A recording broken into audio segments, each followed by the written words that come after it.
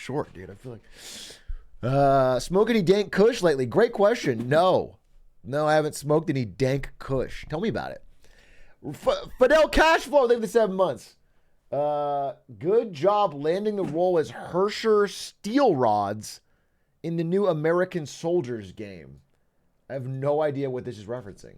Who the fuck is Hersher Steel Rods? Oh. Is this like a... Did you just trick me? This is like a... Okay. Well, you got me, I guess. I've been got. Atrioc, I'm in the 8 Cult Pokemon Draft League. Who's your favorite Pokemon? My favorite Pokemon is... Don't call me a boomer. Don't call me a boomer. Don't call me a boomer. Zapdos. That's my favorite Pokemon. I think Zapdos is really cool. I think he's a cool bird. You old fuck.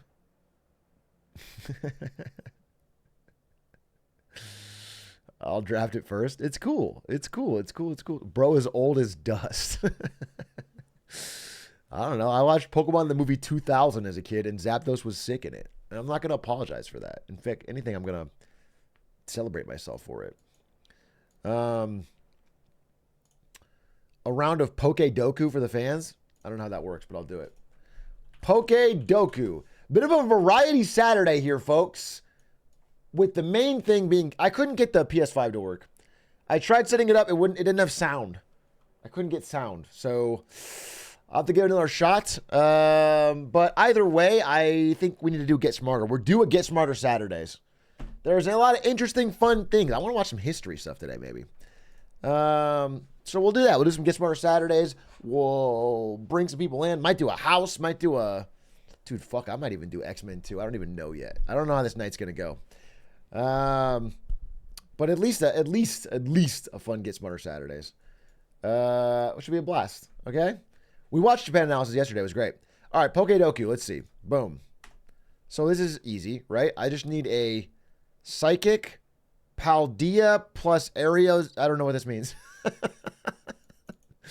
I know this one. Alakazam, baby. Sure. Select. Sure. That's how it's done. Psychic dual type. Okay. Yeah. Have you heard of the thing called...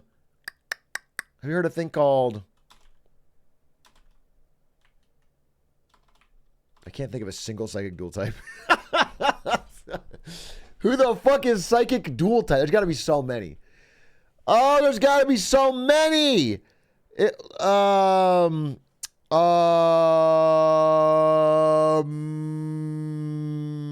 Slowbro. Water psychic. Yes, dude. And the points keep flowing in. All right, bug, monotype. Weedle. What I'm smoking, okay? If you guys were half as... Oh, was I wrong? It's bug poison.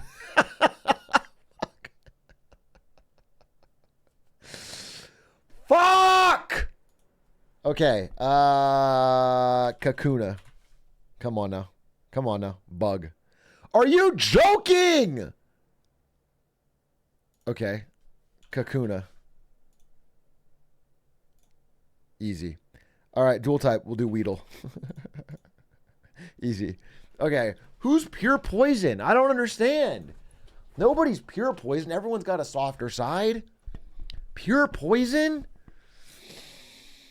I think this answer must be... Someone give me an emote clue. Batman. Banger. Lily.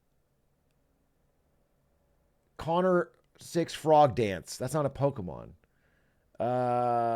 Purple. Jabates. No, these are not helpful. Poison.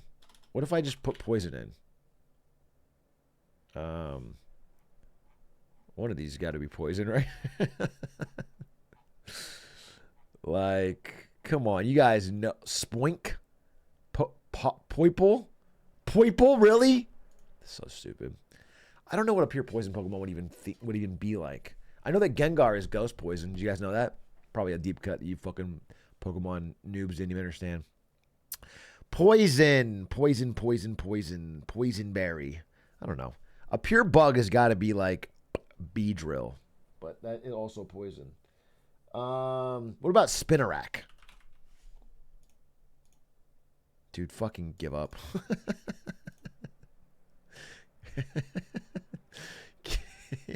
Show me the stats. Show me the stats. Show me the stats. Show me the stats. Cowboy Hat Caterpie. The number one answer for a pure bug is Cowboy Hat Caterpie. What the fuck is wrong with Pokemon? How is that a Pokemon?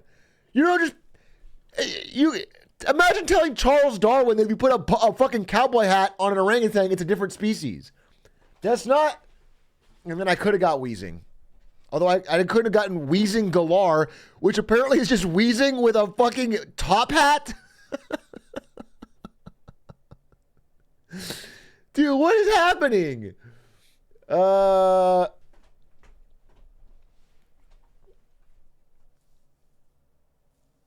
It's British, that's why. God damn. Can you imagine being a British child having to catch your first Pokemon? Imagine being a British child. You have to go to Professor fucking Liz Truss or whatever, and you got to get your first Pokemon, and now all your friends in America are getting like Pikachu and Charmander and Squirtle, and you have to get a fucking top hat, toxic ass piece of shit, Professor Dumbledore.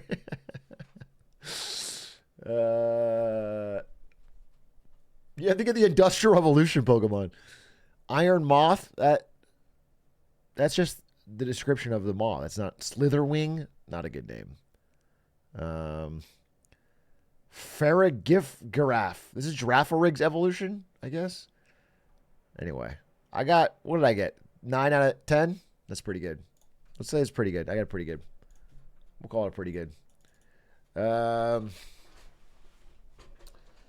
Hey, Atrioc, I'm using my God-given one time to ask that you watch the last 5 minutes of LCS Finals. All right, chat, lock in. We're going to watch exactly 5 minutes of League of Legends. Lock the fuck in. He uses one time. We accept one times here.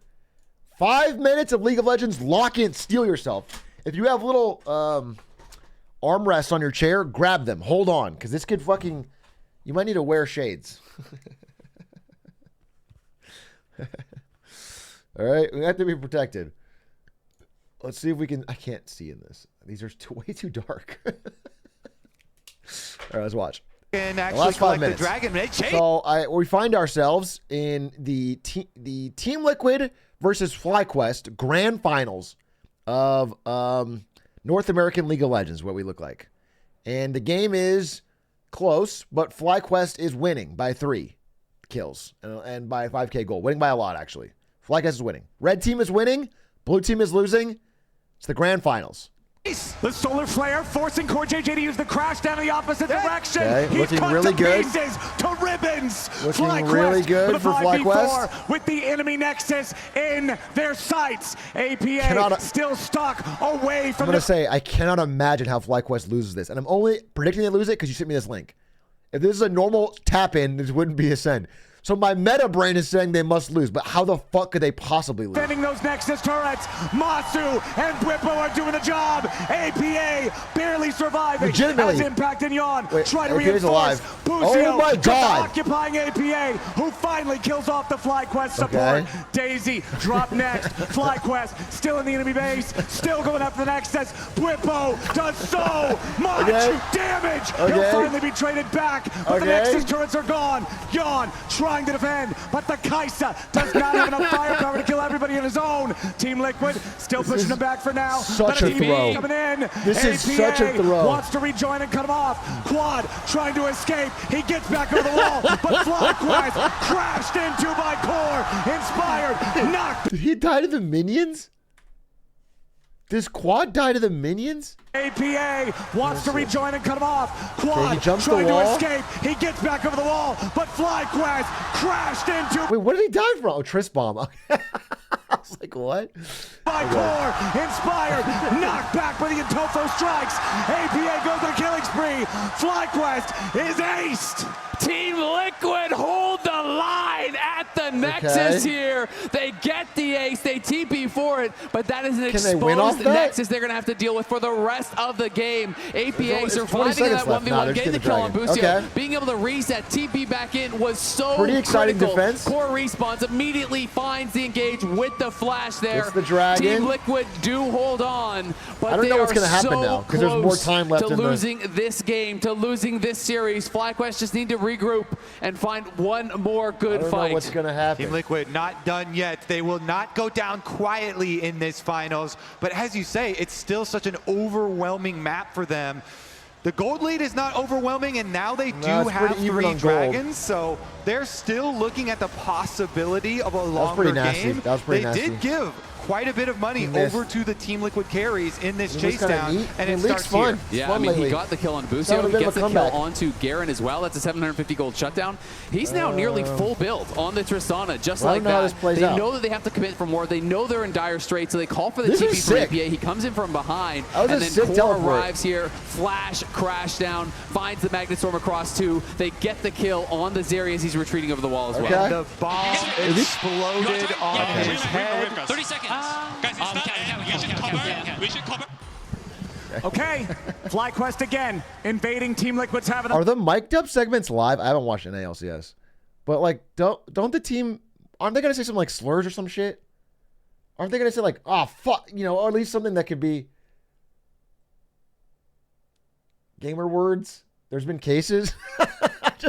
I would not trust 5 pro League of Legends players to be mic'd up live. That the map. Contesting for the enemy blue buff, Team Liquid on their last legs in this game. One more lost fight. It is an open Nexus. It will be the end of the game. It will be the end of the series. It will be the end of the LCS Championship as now Yacht in, but he doesn't find the assassination on Masu. Didn't get the kill. Trying to get away. Oh! Is free firing. He gets the rocket jump to try to escape from Whippo. And execution. Team Liquid 2-0, and they want to look for more. They gotta be careful about their own Nexus. Might have thrown this. Mastu's going for the base race. You've got to keep your eyes on Masu. And APA is ready to run interference. FlyQuest scrambling now. Quad trying to get away from impact. Core JJ. What's happening? Down. Quad's in the middle of everybody. Masu's gonna be careful. Quad at nothing. FlyQuest at it's over. nothing. Team Liquid from the precipice comes back, and they're marching down mid. It's a clean wipe. Team Liquid good comeback, with all 5 members alive retake control of the game. There is just no way they did that. The plot armor is crazy. Team Liquid are marching up. Bro, everyone's Pepe laughing. Are the minions gonna win this? Are the fucking minions gonna win this? That's so sad, dude. I don't even want to watch that. An incredible comeback. On the base. They're going straight for the end.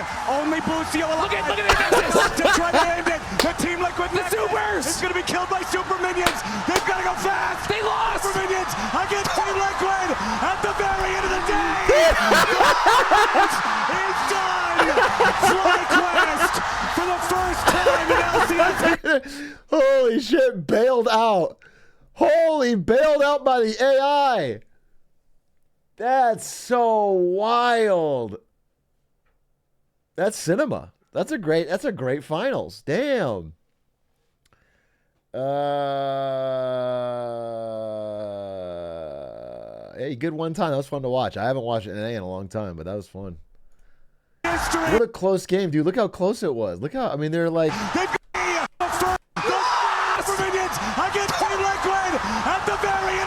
They're shooting the Nexus. It's probably a 2-second game. It's literally like a 2-second game. Yeah, if they left one person, they would have won. If they didn't turn on Leona, I think they would have won. Let's see right here. Going straight. So look, Leona's for the end. Only Bucio. Dude, you gotta hit this. Leona can't hurt you. You gotta hit this. They got 4 people. Look at their Nexus. Oh, this is so stupid. Look at him just run away. Oh, that's actually... Bucio here put the game on his back. That's brilliant. It was like the one chance to draw enough time to win. That's cool. And the Team Liquid The supers! It's going to be killed by super minions. They've got to go fast. They lost! Super minions against Team Liquid at the very end of the day. The Fiends! They need the minions to reduce tower armor. Oh, I guess that's armor. I was gonna say because you can juggle the hit. Like I don't think the hit not having minions matters, but if it reduces armor, that changes things. Anyway, fire clip. I'm glad you recommended that. I really enjoyed watching that. That was fun. Congrats to FlyQuest. My God, I never would have expected them to win an ALCS. You found the clip of first time trying Terry Black's barbecue. Okay. This is not the clip of me wearing the Faker outfit. This is a clip of someone barbecuing hot dogs. You lied to me. You lied to me and you lied to chat. That's the crazy thing is you lied to chat. Today we'll be doing Get Smarter Saturdays, but how's everybody doing? What's going on? Anyone have a good story? Some good news? Anything good happened to someone in this past few days? Do you know what I'm saying? Let's get some positivity. I mean, there's some good news that I might save for Marketing Monday, but there was some good news. You got a girlfriend? Yikes. Bad news, dude. Now you have less time to grind. Yikes. I broke up with my boyfriend. Yikes. Wait, no, that's good. You have more time to grind. Congrats. Wait, what if you're this person's girlfriend? He doesn't know they've been broken up with yet.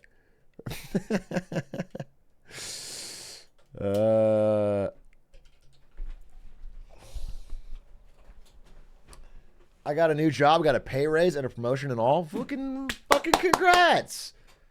Oh, pay raise and pension. Dude, holy, you got a pension in 2024? Where do you work? The old mill? Who's still offering pensions, bro? Government job. Must be. Government job. Who's still got pension? That's amazing. Or if you have a good union, or if you're in Europe, I guess. Anyway, congrats. That's awesome, dude. That's sick. I went to the store with my mom today. Smiley face. I guess that's good news. that's nice. It's always good to spend time with your parents. That's fun.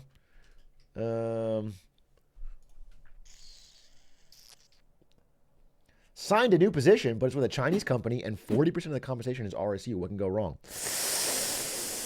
Yikes. I mean, cool. Cool that you got a job. Interesting that's with a Chinese company. I'd love to hear more about it once you've worked there for a while, if you're interested in sharing. But getting paid 40% in stock could be dangerous. Is it listed on American Stock Exchange?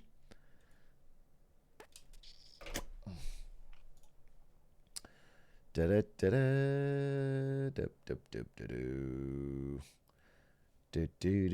made a banging grilled cheese. Fire. I make 5 million gold a week in World. Are you a spam bot? Are you trying to get me to? I can make 5 million gold a week in World of Warcraft, and you can too if you just spend. Is that a good amount? I mean, I know that sounds like a lot, but would that be considered like Omega rich or like normal or like what? What is 5 million gold in World of Warcraft? I haven't played it since 2004. Dancing Panther, thank you for the 18 months. It's pretty good. It's a lot for a week. All right, based. Damn, we got fucking the Elon Musk of World of Warcraft in here. What is dude, wow, inflation is crazy. Wow, Joe Biden needs to step down. Okay? Wow, Joe Biden has been inflating the economy. Back in the day, you could get a dragon for 500,000 gold. Now it's 50 million. Joe Biden. I see homeless in Okromar all the time. They roaming the streets. Make the Horde great again. Thoughts on Pokemon Forever? I don't know what that is. So I couldn't tell you. Pokemon Forever. Oh, you mean the fourth movie? Or the... No, wait. Was it even fourth? This is the one with Celebi. Yeah, I know this one. My thoughts are... I don't remember it. I remember Celebi. I can't remember the plot at all. Not at all. I remember Celebi is like popping up places and everyone's like, that wasn't real. That doesn't even sound right. I don't remember. How are you coping with the T1 loss? Denial. As far as I'm concerned, they've never lost a game, and Faker's just biding his time. He dropped out on purpose. Nah, it's fine. We'll see if they can. I had this incredible dream the other night. The streamer finished playing Lies of P, Another Crab's Treasure, and even played Teardown. It was amazing. What is the obsession with finishing games? We play the game. We have a good time. We don't have to fucking drag it out. It's about the journey, not the destination. Any chance Age of Mythology? I might play one Age of Mythology game. I played one today. Now I know I'm in the... It's like, you know when you get a tickle in your throat and you're like, oh, I might get sick later? I can tell I might get addicted to Age of Mythology. I can tell. It actually is scratching the itch. I might grind the ladder. It's pretty fun. I played one today. I fucking played Zeus. I spammed centaurs. I won. It was dope. I felt like a genius. So I don't know. It's possible. It's possible. So can I suggest an ad for you to watch and give your thoughts on it? What does chat think? Do we want to postpone and watch an ad right now? Or what do we want to do? All right, a lot of yeses. Send it. Arthur Stutz, send the ad. We'll watch it together. My God, it could wrinkle our brains. Anyway, I might finish Lies of P in December. I don't know about Another Crab's Treasure, because Squeak said it drags on. Squeak said the game drags on, and I don't want to be stuck dragging on. And what was the third one? Teardown? Teardown's a perennial. But Lies of P I can finish in December for sure. But we also have so much to do. We have Tears of the Kingdom. We got Oculus stuff. We got So I Think You Should Die 3. We got Astrobot. I mean, there's always something fun to jump into. I'm also going to play the shit out of Indiana Jones in December. I'm playing the shit out of it. I'm gonna do a full playthrough. Cap? No, you're not. You'll play one day, huh? No, I will play it. Unless it sucks. What was the ad? Okay. Here's the ad. This isn't the ad. This is your...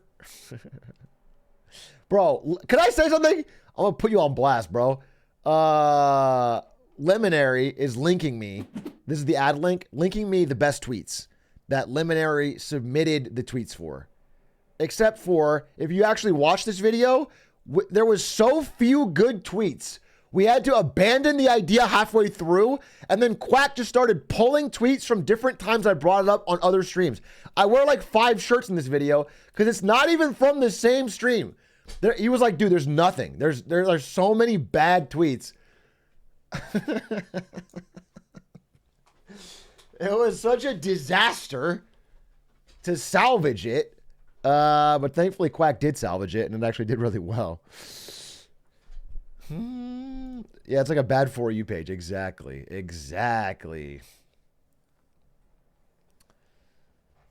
I feel stupid AF. I need get smarter Saturday like real bad. You know what's funny is by the end of today, this guy's going to be writing 100 paragraph essays with deep knowledge. Perfect grammar, perfect punctuation. By the end of the YouTube watching today, his brain was so wrinkled, he'll write essays. He'll write capital 2. Ignored the ad. I didn't ignore the ad, okay?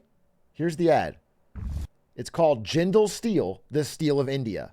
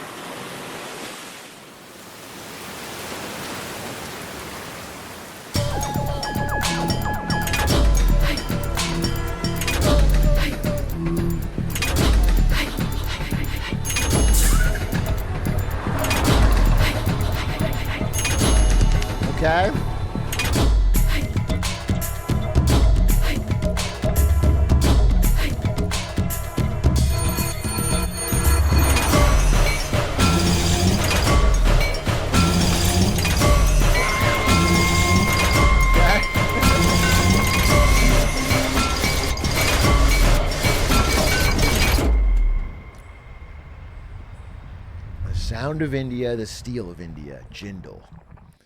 Okay, it's cool. You know, steel companies are not consumer facing, so they don't normally make commercials. The goal of this commercial is like to put some sort of national pride into a steel company so they can probably get a government contract or a bailout or a protection from the outside takeover, or that's what this type of thing is for. And I think it does a good job at that, you know? So, you know, it's a little long, but it's not meant for you to go out to the store and buy some Jindal steel. It's meant to be like, hey, I'm proud of this company. It feels like it's a true Indian company. If I'm an Indian citizen, I don't want them to be owned by a foreign conglomerate or whatever. Good job, I guess. And you know what? It might have worked because, goddamn, 20 million views in 5 months.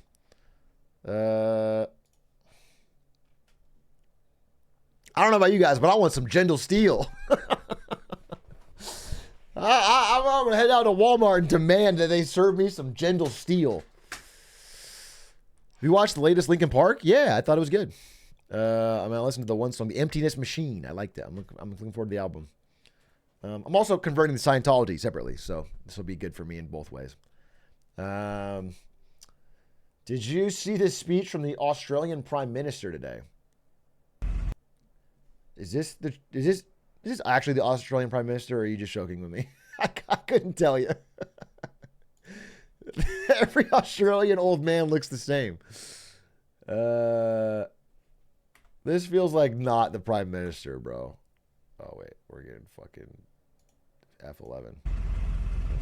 If you're a fucking fair dinkum fucking full-grown Aussie, this is what you'd have for breakfast, you fucking dog cunts. A fucking VB long neck at 20 to 8 in the fucking morning. Get that up, yeah. Holy shit. Holy shit. If he's not the Prime Minister, he should be. You know what I'm saying?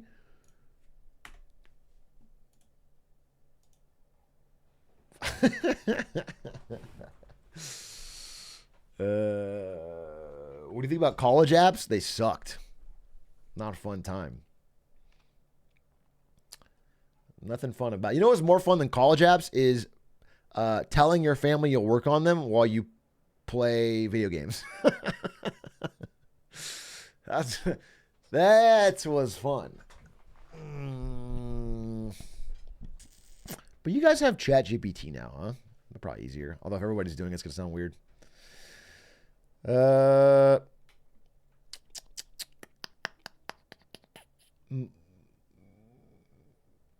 I've been doing that with job apps for the last 6 months while not actually applying at any, dude. Not even applying? Bro, you have to realize that even if you apply, it's going to be hard. Like, you have to at least get them out there. That's crazy. Like, I do get it, bro. I honestly get it. I've been in that spot, especially after graduation when I was living in my parents' house in Colorado, and my dad was fucking breathing down my fucking neck to get a job at Costco, and he was just fucking really, yeah. Anyway, I get it, and I get the pressure, and I get the anxiety. But bro, you should just try. Just get a couple out there. Get the ball rolling. 6 months is crazy.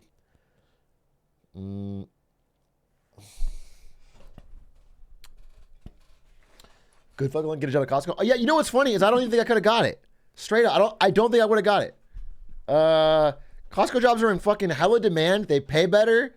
I mean, yeah, they're not like, you can't just walk down there and be like, hey, can I get a job there? But my dad thought I could. 6 months is nothing.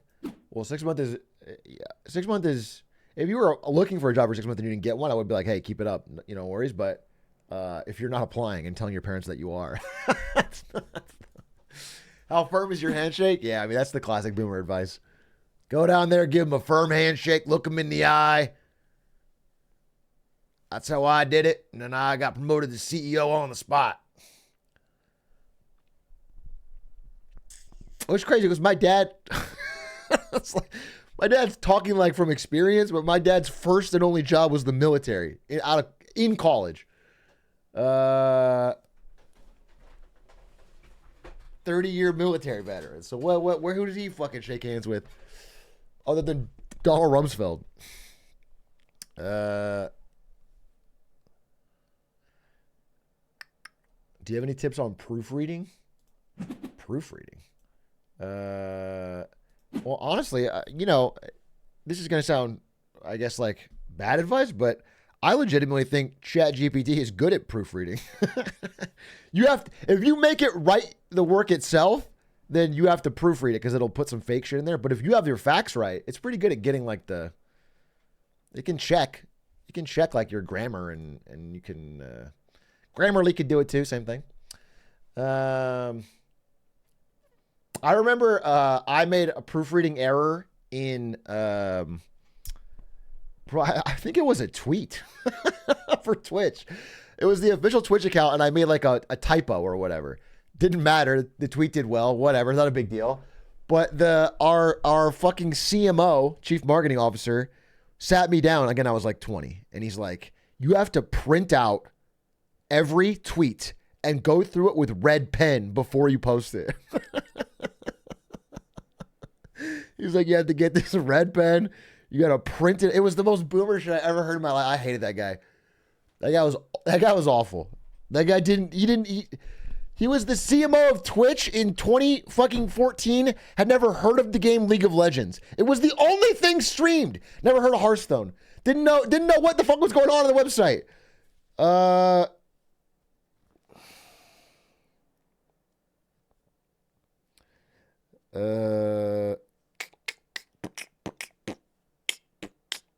Is he the classic manager mode manager or the founders mode?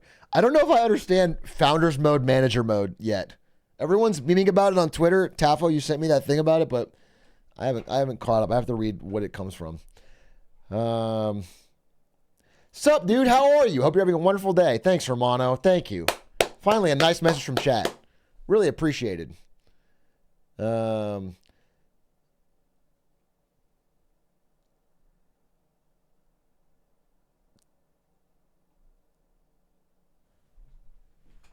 Just watch the This Makes Me Mad video. Amazing stuff. Sure, hope to see more like it possible. I want to see less like it. That was the whole point of the video. The whole point of the video wasn't this is good, let's do more of this. It was let's do less of this. This is not. It's the exact opposite of what I want, bro. I don't want the essays. I don't want the. By the way, I just want to, I want to clarify a little bit because I feel like some people don't understand, even though I think I also said this in the video. It's like I totally don't mind. I seriously don't mind if you want to like ask questions about something I said or disagree or anything. I just hate the framing of like, I hate that the Redditor on top of the mountain coming down with knowledge to tell us. I hate that. I hate that whole like, oh, this is wrong. Actually, let me tell you how it is. It just bothers me. That's the only thing I didn't like. I do not mind disagreements. It's just the ego and the smugness, bro. Yo, Red Pepper, thank you for the 11 months. Yo, Big A, any advice? I'm starting my master's at the best university, ASU, in the middle of doing a career change. I mean, it sounds like any advice you've already made a big choice. You're starting your master's. What advice do you want me to give? You're doing it. I'm happy for you. Congrats. Congrats. You're at the Harvard of the Southwest. Dude, I can't. The only thing I'm worried for you is you're going to burn alive. Because right now, the heat wave we're having just in LA is like every day is over 100. How hot has it been in fucking Tempe? Let me see. Bro, it's like 108, 108, 108, 107, 108. Excessive heat, severe heat in area, warning, warning, warning. Fucking zero precipitation, zero humidity. Dude, it's just melting. Just absolutely melting. This is the only time where Northeast US actually wins. Only time, by the way. Phoenix set a record of 100 days over 100. What? Phoenix had 100 days in a row over 100 degrees? Anyway, I don't miss that. That's the thing about Arizona. I like Arizona a lot, to be honest. I had a good time, good people, but it was so hot, dude. Just the whole idea of like you'd get in your car and you'd touch the seatbelt and it would actually burn you. Like you'd actually have a burn there for the rest of the day. You'd feel it. It's like actually so fucking hot. It doesn't cool down at night. Yeah, that's tough. I lived in Las Vegas for the most miserable time. But you could gamble. How could Las Vegas be sad if you can gamble your money? There's no sad gamblers. Just bet again. Do you understand? Maybe you're not getting it. Can I be honest? I know I make fun of sports gamblers all the time, but I also know that many of you still do it. Who here hit a big parlay recently? Who here hit a big parlay? You shouldn't do it. I try to talk you out of it whenever possible. Or, you know, do it with a very, very small amount of money just for fun. And please do not use it as a way of like, I'm going to be a sports gambler that makes money. I'm beating the system.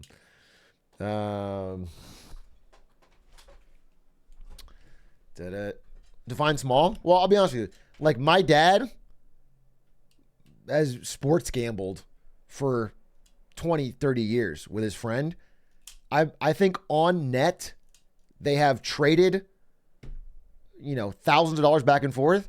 I think on net, he has lost $5. And I'm not kidding. They bet like $2 on a game. Or like, they just do this back and forth on every game. And so it's all net even. He doesn't use the apps or anything. He just bets friend. And I swear to God, he's probably net even over 20 years. They just do it for the fun of it. They just like to have something on stake so that when he wins, he wins. It's classic boomer gambling. Yeah, it makes talking shit more fun. What the hell's going on with France right now with Macron not giving the election? I don't know, bro. I don't know. If only somebody predicted. I'm not going to be all fucking... listen, all I'm saying is that when this shit happened, I might have said that this whole lovey-dovey centrist party, leftist party handshake, we're going to beat Le Pen, was not going to last, and it was going to lead to problems, and it's going to be beneficial to Le Pen. And it was. And it was. It was exactly that. And now Macron did like a soft coup, basically. He lost the election, but refused to give the left-wing party a prime minister, even though they had the most votes and should have gotten one. And then the only way they could all agree is they got some fucking center-right guy. So now the left-wing party doesn't even get a prime minister despite getting more of the votes than anyone else. It didn't work. It didn't fucking work. And Le Pen now has basically veto power over the government. No, it's not better than Le Pen, bro. Because now she gets blamed for nothing. Now they're in a fucking gridlocked coalition. Anything good can get blocked by Le Pen. Nothing will happen. French will get more and more angry, but they'll only blame the parties that got the votes last time. It's literally the recipe for disaster. So I don't know how to fucking put it, but that's what it's exactly what I said 3 months ago. And everyone told me, oh, you don't understand France. You don't understand parliamentary systems. McThickey, 27th day for the prime. If you put on a green Enron hat, I will buy it despite $40 if I put one on or I put one for sale. Europe doing 20s and 30s again. It does feel a little bit like that, dude. With the AfD, which is like the German, essentially new Nazi party, bro. They won their first election in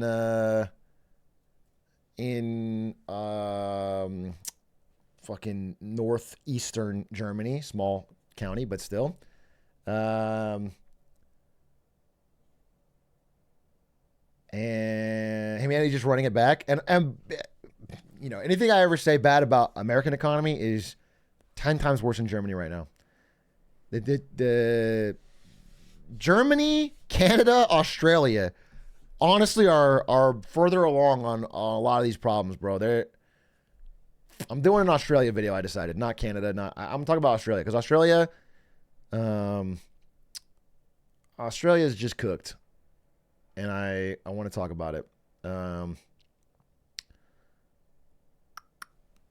How do I stop feeling like we just counterplanet?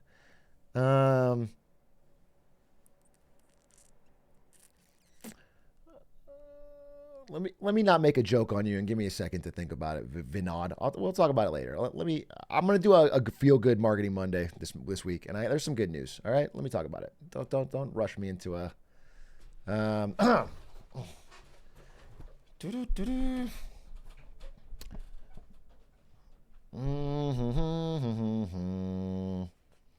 mean, there's some good stuff. Like the thing I might talk about on Monday is like we just.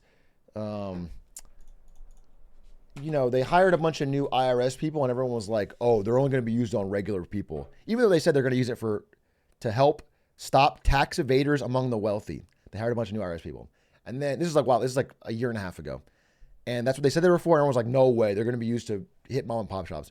Well, that new task force, I believe, just got $1.5 billion of tax evader money from the wealthy just now, just like closed some loopholes or followed up on some people or whatever.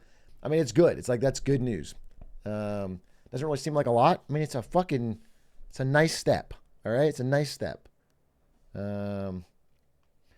Also, some of the people who did ERC and PPP fraud, they're getting caught. Like, it's been a while. They thought they got away with it. They did not. We're slowly coming back and fucking it just takes time on some stuff. Caught. Oh, really, chat? You guys all committed fucking PPP fraud? What is PP fraud? PPP fraud. PP fraud is what you guys do when you tell your girlfriend it doesn't matter the size.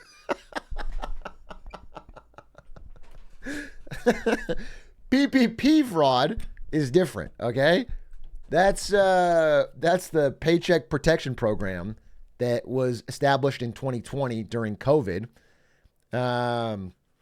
Where you could like pretend to have a business and say, I need to keep my employees. And then you could get a big loan with interest free from the government. And then they'd cancel everything, pay it back.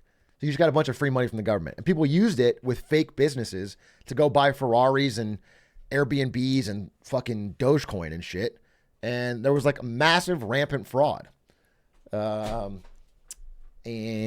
so people thought they got away with it. And some of it's getting shut down. Some of it's getting prosecuted. Big A, can you crank that Soldier Boy live? Honestly, I don't remember how. At one point, I could crank that. Superman. I don't remember. I don't remember how to do it. It's actually been too long, bro. So unfortunate. When do you do it? When do you do it right now? We'll play it on stream. Who here wants to be on stream doing crank that? Record yourself right now. Send it to me. We'll play it on stream. Everyone will watch. Okay? I'm on the Discord waiting. Okay, fine. You want to stream it live? Who here wants to stream themselves live? Let's do it right now. This is a so you think you can dance situation. Well, the stage. Wait. Whoa. Okay. Wait, women truly run the world. I don't think that's a hot take. Okay, wait. There's actually just a bunch of people on the stage watching Twilight Eclipse. I can't even use it. The fucking ACLU has 19 people in there talking over Twilight Eclipse. This is the community we've got. All right. Oh, speaking of the ACLU, I had a meeting today about the live show. Very excited. Very, very excited. If you're not going to be able to make it, obviously, because the tickets are limited, but we're going to stream it live. And it's going to be fun, and we have some special guests. And one thing is there's going to be like a taco truck, and I know this is leaning into the meme, but I thought it was weird that we didn't have a hot dog cart. I feel bad for the guests. I understand that it's making fun of me, but I was like, what? If they're going to come all the way, we should lean into the meme a bit. Missed opportunity for sure. Anyway, it's cool. I'm excited. All right, so you'll have to send me a video. You'll have to send me a video. Did you meet with Crypto Shark Tank people? I'm meeting with them on Tuesday. We had to move it. He lives in he's European. Is basically I was going to say in a distant foreign land. He's in like Czechoslovakia or something, and I can't. We had to move our time. So I'm meeting with the Crypto Shark Tank guys on Tuesday, which is coming up. Debates Tuesday. Yup. Tuesday debates. Whoo, baby. I was reading about their prep. Apparently, Kamala Harris is going all out on debate prep. Like, it's almost like, you haven't read the book, Will of the Many. She created like a duplicate of the stage. She created like a duplicate of the room it's going to be in with the same lights and everything. And she's being grilled and going all out. And apparently Trump is also doing debate prep, but it's just, not DeSantis. Who the fuck is it? It's that one guy. One guy is just fucking grilling him. Yeah, Nathan Fielder. Not Vance, not Chris Christie. Damn, I don't, who was it, dude? My God. Here, I have it.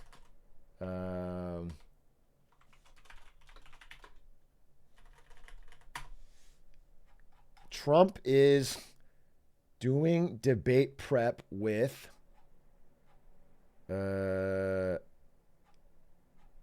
Gaetz. That's who it is. Matt Gaetz is apparently sitting across the table from him and just grilling him on things, basically insulting him and seeing if he can keep his cool. So we'll see. A lot riding on this debate. I don't know if you guys know, the fucking election is so close. Every poll is like neck and neck. It's going to come down to like 50 people in a swing state, it feels like. It's so close. It's going to come down. If you live in Pennsylvania, you're like a god king. You like, the rest of us have to just do whatever you say. You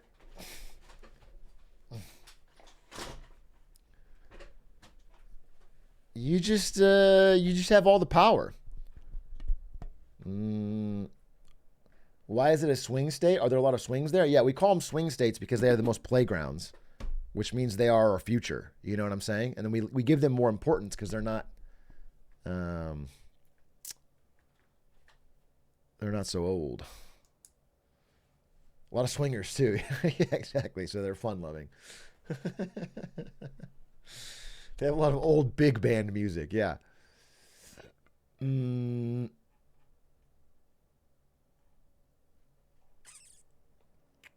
They love their lollygagging down in Pennsylvania. What was the monetary value of a swing state vote? I don't know, about $1,000 or $10,000, but it would be funny. It would be funny if we just ripped out the middlemen of having big money pay for more ads and just let everyone sell their vote on the free market. All the Americans that don't give a shit can just sell their vote directly to Trump or Kamala, and then we can cut out all of the fluff and just have the candidate with the most money win the election. They can just buy. What a genius plan. People would move. Yeah, you could move to Pennsylvania and get a huge cash value for your vote. Dude, why? Oh, you know what? I think I know what's happened here.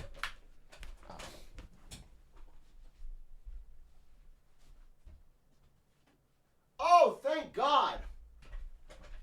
Oh, thank God we fixed it. Wow, the lighting is so much better. Oh, my God. Yeah, these shorts are short. I'll be honest with you. I'm not going to lie about it. These shorts are a little short. But it's too hot to wear anything else, and I didn't have either that or gym shorts, okay? What are democracy dollars? What are democracy dollars? Democracy Dollars offers a new way for Oakland residents to participate in local government by supporting campaigns. Democracy Dollars. I don't understand.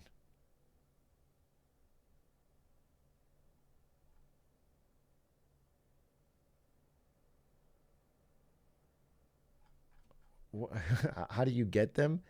If you're a registered voter, you receive democracy dollars by mail, and you can give them to a candidate. Oh. I assume this is like a way to reduce the impact of money in politics, like the way Japan's doing the free airtime. Is like the idea is you can give your, but I don't know how this is going to play out. Democracy dollars sounds odd, dystopian. This feels like a thing that has a good intention and a bad outcome.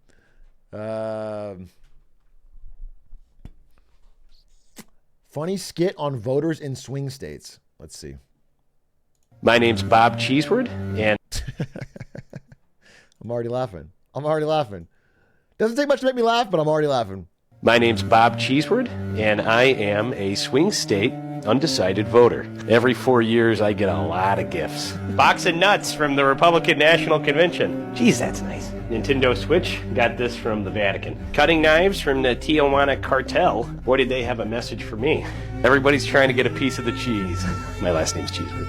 That's so hard to choose. Well, you're just gonna have to pick one. It's like nuts a million. You know, I've always been real indecisive ever since I was a kid. I remember one time my mom asked if I wanted peanut butter or jelly, and I thought, gee whiz, that's a tough one. But she said, no, honey, I asked if you wanted a peanut butter and jelly. And I thought, thank goodness, what a relief, because I was not about to make that call. My wife, Peggy, she is a decided voter, so they don't really give her as many gifts or anything. Bob, Congressman Emer's calling for you. No, I'm not 100% sure yet who I'm going to vote for. Well, I just can't quite decide. It turns out that my vote carries like 7,000 times as much weight as your average American. And, I mean, I'm not even, Smart.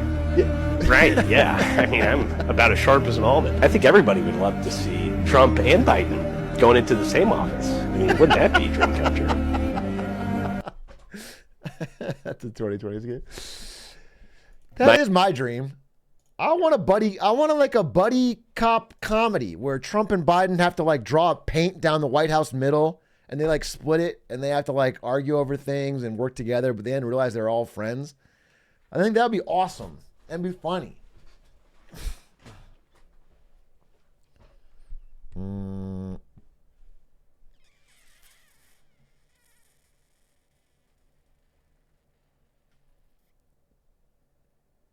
A House Divided coming to NBC this fall. Dude, it'd be fire. A House Divided. And then they'd have like the promos where Trump and Biden do this back to back. Oh, you. And that would be awesome. And then like they get really mad at each other one episode. And then like Trump goes to like the Lincoln Memorial and like here's the voice of Lincoln. And he tells him to like, and he comes back and he's like, you know what? We should be friends. And then they're friends on that episode. They always resolve it at the end of the episode.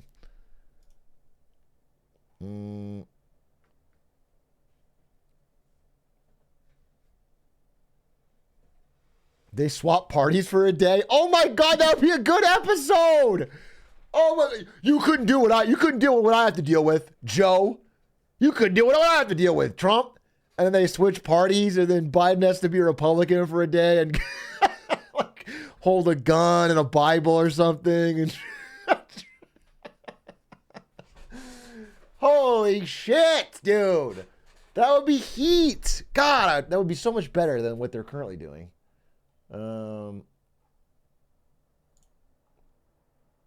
Trump walks into the scene, China, and the crowd. Yeah, that would be great, dude. I mean, this would be a fire sitcom. This would actually heal and unite America. If we all tuned into this every week.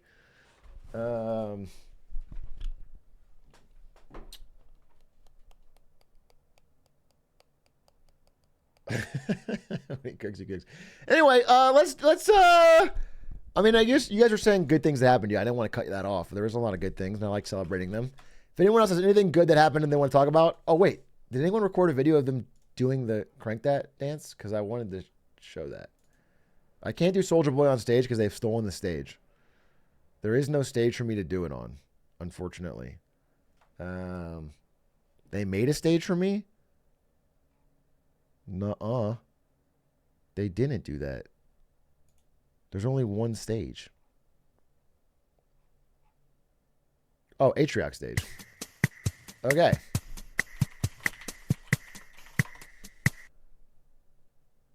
All right, it's up.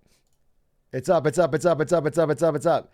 Everyone in the audience better be ready to crank that Soulja Boy when they get pulled up. Let's start with Guava.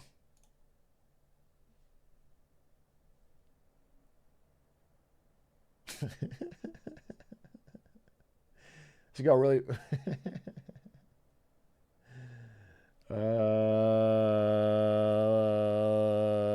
Let's do Junpei. Junpei! Yo. Yo. What's up, Big A? So here's what's going on. Okay. First of all, you see the other stage, right? Yeah, I do. Well, what they're doing is that they are first of all they're shit talking you in that stage. I figured. And second of all, they're watching Eclipse, which is this weird like millennial movie. You may have heard of it. Twilight Original is a millennial movie, but Twilight Eclipse I think is almost a Gen Z movie. Nah, I've never seen it. I'm Gen Z man, you know. I've never seen it in my life, so it has to be a millennial movie. With that said, they are shit talking you like crazy out there. Okay, they're calling you, you know, clothes and stuff like that. I want to ask you something. You are not in this call to do Crank That Soulja Boy dance. I would. The problem is, I am not black. Disconnect, bro. Absolutely a white person can do Crank That Soulja Boy. I think I disconnected from the whole server. God, I hope we get a white person up here to do it. Zeffy, invite to speak. Zeffy. Hello. Hello. How are you? I'm doing great. Are you have any interest in doing the Crank That Soulja Boy dance? I actually can do the dance. I did it all through middle school, but I don't have a webcam. I am a poor boy. Sad. Get the fuck out. Fire Lion. Fire Lion. I am currently in the middle of studying for med school, so it might not be wise of me. Don't join. Don't join then. I was very specific. Small van. Small van. Oh my God, everyone's leaving. Keggy. Keggy. Keggy. I don't have a webcam. I can't even see your name. I can't see your name. N. Hey, what's up? Hey, there's actually nothing stopping me from doing it. Yeah. I just don't really feel like it right now. Interesting. Interesting. Everybody, who wants to force Atrioc to do Crank That Soulja Boy? Hands up. Who wants to do it themselves? Hands down. Who wants to do it? Hands down. Chat, not backing up their end of the bargain. How about aw geez? Aw geez, hello. Whoa, fuck off. I'm actually banning that guy. I'm actually banning you. All right, Crane. I've been avoiding Crane. It's like Hermione in class, dude. I've been avoiding Crane because I don't want to put fucking Crane up here. Crane, you better be ready to dance. I've been trying to pick somebody else. All right, man. Yeah. I don't know what it is, though. Okay. Never. Don't put your fucking hand up then. Don't join and put your hand up. Someone here. We'll get to the bottom of this. Who's this? S. Someone. S. You're gonna need someone bad. It's not about quality. I'm not saying you have to be America's greatest dancer. Professional.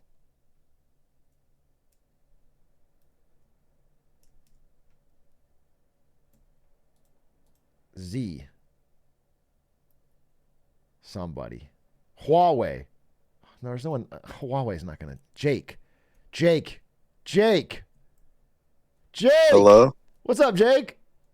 How are you doing? Hold on. I'm doing fantastic. Oh, he's got a webcam. He's got a webcam. Okay. Jake, all we're asking, we got a few people in chat, and they're excited to see somebody do the Crank That Soulja Boy song. Dance. Wait. Okay. Okay. Let me put a shirt on. Okay, good. Please do. Please do. Please do. That would be great if you do that. Everyone is a huge Jake fan right now. The Jake fandom is off the charts.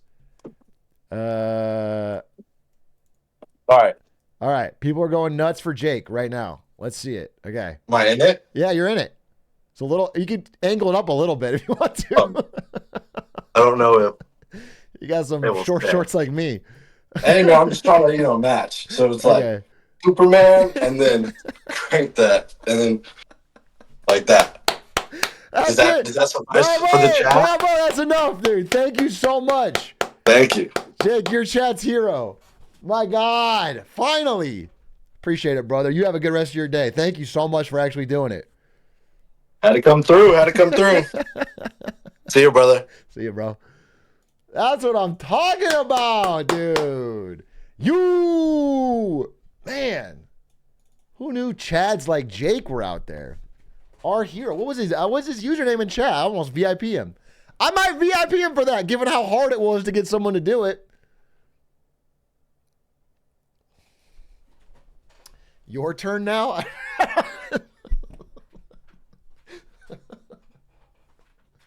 Okay? All right. We can now cut those together with the music. Okay? We got a music video.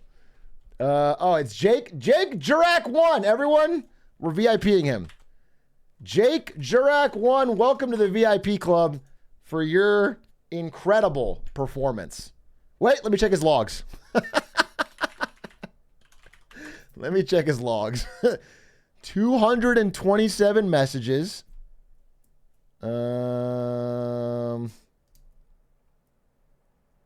Wait, it's all like nice stuff. Holy shit, he's a god chatter. It's like interesting questions. Okay, wait. He did say Gen Z Eminem be like, that's an awfully hot coffee cow.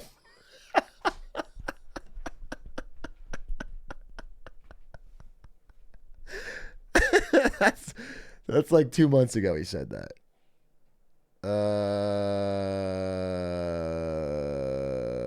So I don't know. TBD.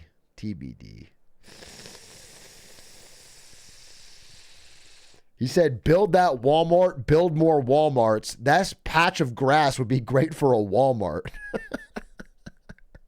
And then after spamming that, he goes, hey, what do you think we need more of in this country? I personally like to see more of a balanced budget. He pivoted from memeing straight into a real, holy shit.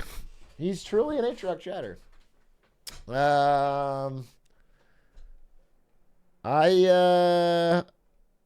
I think this guy hits. He's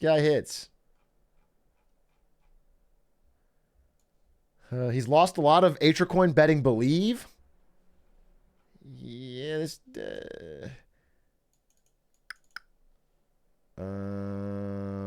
Nah, this guy's a win. He's even a guy... Dude, you scroll far enough back, he spammed Uric squeezed. Feel strong, man.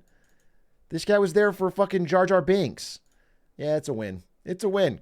Congratulations, Jake. Thanks for the dance. Appreciate it. All right. Without further ado, let's fucking get some Get Smarter Saturdays going on. We got to wrinkle our brains up here. All right? Jake Jurek has given us Riz, but we need intelligence from YouTube. So I'm going to open up the Get Smarter Saturdays website. And if you have an interesting or funny or compelling YouTube video that we could all watch to learn, put it in chat now, and we will pick it and we will watch it together. The rules are quite simple. Rule 1, the video cannot be too long. Rule number 2, the video can't be too boring. Rule number 3, at the end of the video, we have to have learned something. It can't just be a funny donkey video or whatever. We have to learn something. If you can follow those 3 rules, we will have any topic be allowed, and it could be really interesting. The problem with luxury housing, 13 minutes, could be really good. I'm interested. I'll put it on the TBD. Let's keep looking real quick.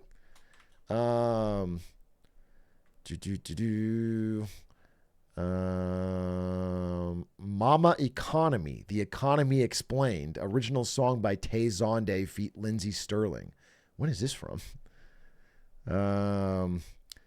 We watched this already. It was good. The election of George Washington was weirder than you think. That sounds interesting. We got an election coming up. I'm down for this. All opposed? All in favor? The election of George Washington was weirder than you think. I'm interested. 22 minutes? Can we you just put yay or nay? I need to see the emote. Spam the emote and we'll get a general sense.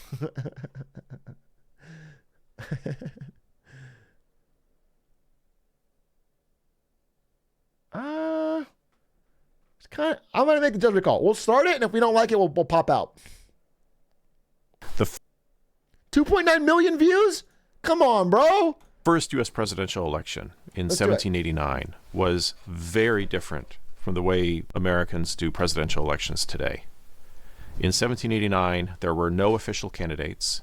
There was no campaigning for the office. Okay. There were no political parties, no nominating conventions, no primary elections. The entire election season was very short. And the major issue of this... It sounds better in every way. It sounds better in every way. ...selection was the Constitution itself. Whether the very system that they were using as the basis for the election, whether they would keep the system. Okay, well, you might be thinking, why were they electing a president for the first time in 1789? Didn't they declare independence in 1776? What were they doing for those 13 years? George Washington. Well, they didn't have a president during those 13 years. It's important to remember that the United States of America was not originally a single country. It was a collection of 13 separate countries. The 13 colonies that were participating in the rebellion had each been separate from each other. Distinct colonies with ties between... It's kind of shocking we were able to organize this ragtag group of different states to beat Britain. It feels like a random quirk of history that just worked out at the right time and shouldn't have worked.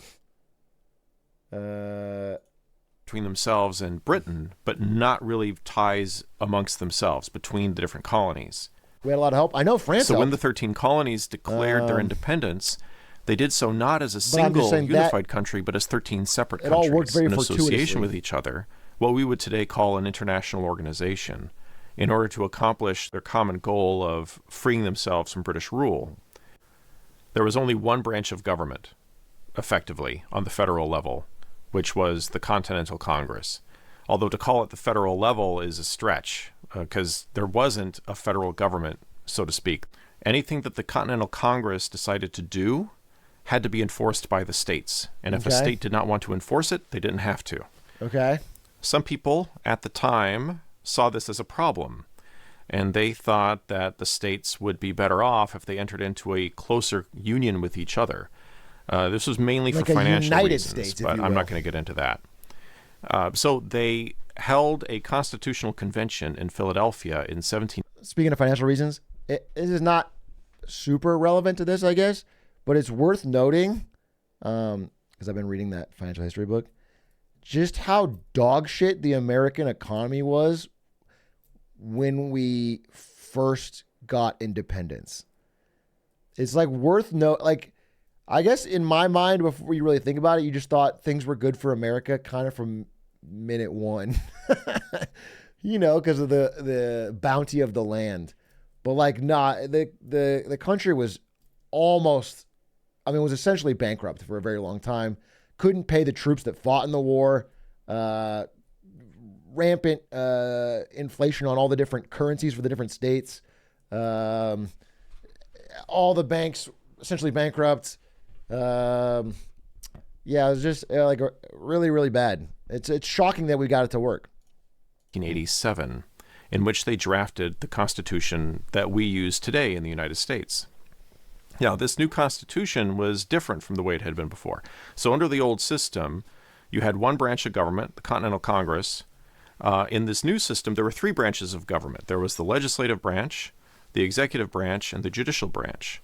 The legislative branch would consist of Congress, but now Congress would have two separate houses, a House of Representatives, which would represent the people directly, and the Senate, which would represent the states. Mm-hmm. And then the executive branch would be headed by a president. And then under him would be everyone who is in charge of executing the laws passed by Congress. And then the judicial branch was headed by the Supreme Court, and then there would be various courts underneath the Supreme Court. It's crazy we're still running this playbook.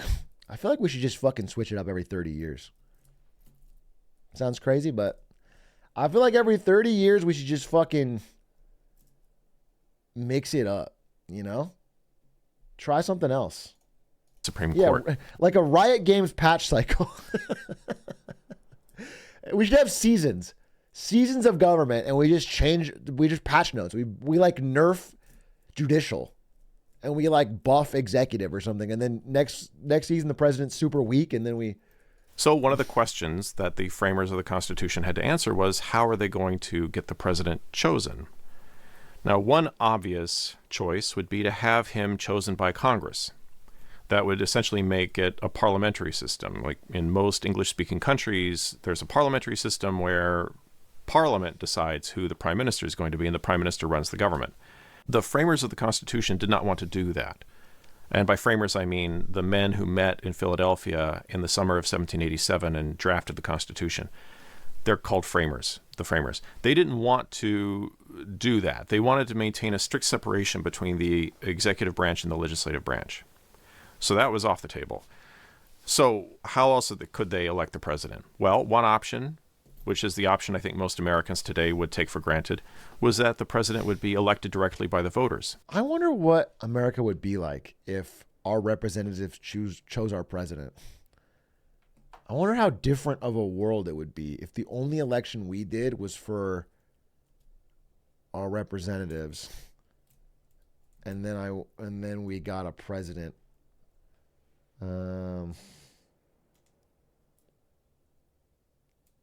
I'd have Tuesdays more free. You'd have one Tuesday more free. Every 4 years. The framers of the Constitution also didn't like that idea. They thought that it would be not practical to do that, and also not wise. So the framers hit upon another system that was neither of those two things. What they would have would be the famous Electoral College, this body of individuals who exist within the executive branch, so you don't have to worry about cross-contamination with the legislative branch. And the Electoral College's only job was every 4 years they would elect the president. Now, how do you choose the members of the Electoral College? Well, they just left that up to the states. However the states wanted to do that. If the state legislature wanted to choose their electors, they could do that. If the state legislature wanted to leave that up to the voters to decide, they could do that too. So the American presidential election has two stages. First, you have to choose the electors, and then once the electors are chosen, they choose the president. That's still the system that's used in the U.S. today. And when Americans go to the polls in early November of an election year, they're voting for electors. And then the electors meet, nowadays it's in the middle of December, and they cast their votes for president, and that's the actual election of the president. So what we call Election Day is actually the election of the electors. The Constitution gives Congress the power to decide when each of those elections happens, when the electors are elected and when the president is elected. Nowadays, it's early November and mid-December. Yeah, it's pretty standard. In this first election in 1789, the election of electors happened on January 7th, and then the electors would meet and choose the president on February 4th, 1789. So Election Day in 1789 was January 7th. That was what we would call Election Day. Interesting. Now, some online sources will say that this particular presidential election happened over 2 years, 1788-89. It's not quite true. The election was January 7th, 1789. It was just in 1789. Where that's kind of true is in two states, in New Hampshire and Massachusetts. They actually had a two-stage process for choosing their electors.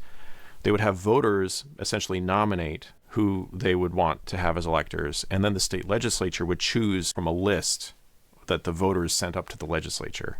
So in both New Hampshire and Massachusetts, the voters went to the polls. Polls isn't the right word. The voters went to their town meetings. Can't we just like draw names out of a hat? Can I just keep it real? Can't we just fucking put every American's name in a hat and then just fucking pick one? And I don't know. What if it was every year? It's a different... And voted for who they'd like to be elector. Uncle Sam, like an Uncle Sam. And then those hand. names went to the state legislature. And on January 7th, the how state Athens legislature worked? picked from... You're telling me in Athens they put everybody's name in a hat or an equivalent and then drew one person to be the leader?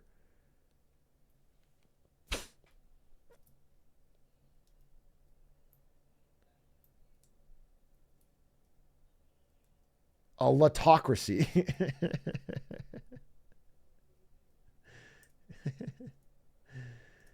In Venice too, basically, but for electors.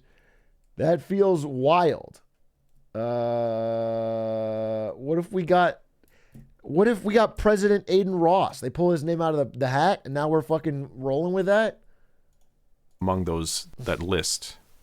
But in the other states that participated in the election, it was just January 7th, 1789.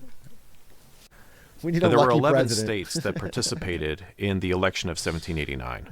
Rhode Island and North Carolina had rejected the Constitution and therefore were technically not part of the United States and not participating in the election. In 5 of the states, the state legislatures chose the electors. In 4 of the states, the electors were chosen directly by the voters. And then in 2 other states, they had a hybrid system. Now let's take a minute and look at the states that did direct elections. Because they did it differently in the different states. In Pennsylvania and Delaware, they had statewide elections, meaning in Pennsylvania, we're... Okay, wait. I don't care about this part. I want this part. I want the major election issue. I'm just want to get to the point because the video's a little long, and I want to see what the deal is. I trust him on this part. And this touches on I want to see what the issue was. Big issue because I am interested, of the but presidential not really election in the that mechanics year, of it, but which like what was happened. the Constitution itself, whether the Constitution was even a good idea. It was extremely controversial in a way that I think most Americans today probably don't really... Oh, dude, another thing we don't talk about is like how many people in America during the Revolution were loyal to the British. Like, we think of it as like everybody in America was like, yeah, fuck them. Let's all unite and rebel. But it was like 50-50. It's like there's a lot of people. Maybe not 50-50, but it's I think it's more than 30%. I thought it was like 45, but maybe whatever. Either way, it's a significant chunk of people who were like, nah, dude. Britain's great. What are we talking about? And then also there's people that didn't care. Realize. But there were a lot of people who were opposed to the Constitution at the time. And the passage of the Constitution was quite controversial in... I'm a 2024 loyalist. In 2024, you still think America should be owned by Great Britain. You're still fighting the good fight internally to try and get us back to King George. That's interesting. That's interesting. Pip, pip, cheerio. Several states.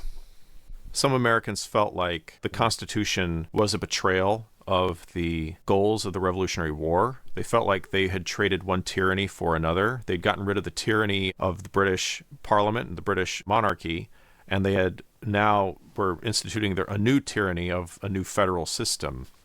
A lot of Americans, especially in rural areas and out in the western areas, were afraid that this new federal system would be opposed to their own interests, that the federal government would be dominated by commercial interests from the port cities, and would make policy decisions that would financially benefit the big port cities and disadvantage rural areas. In fact, this controversy between those who favor the Constitution and those who were opposed to it ended up making it so that New York could not participate in the presidential election at all.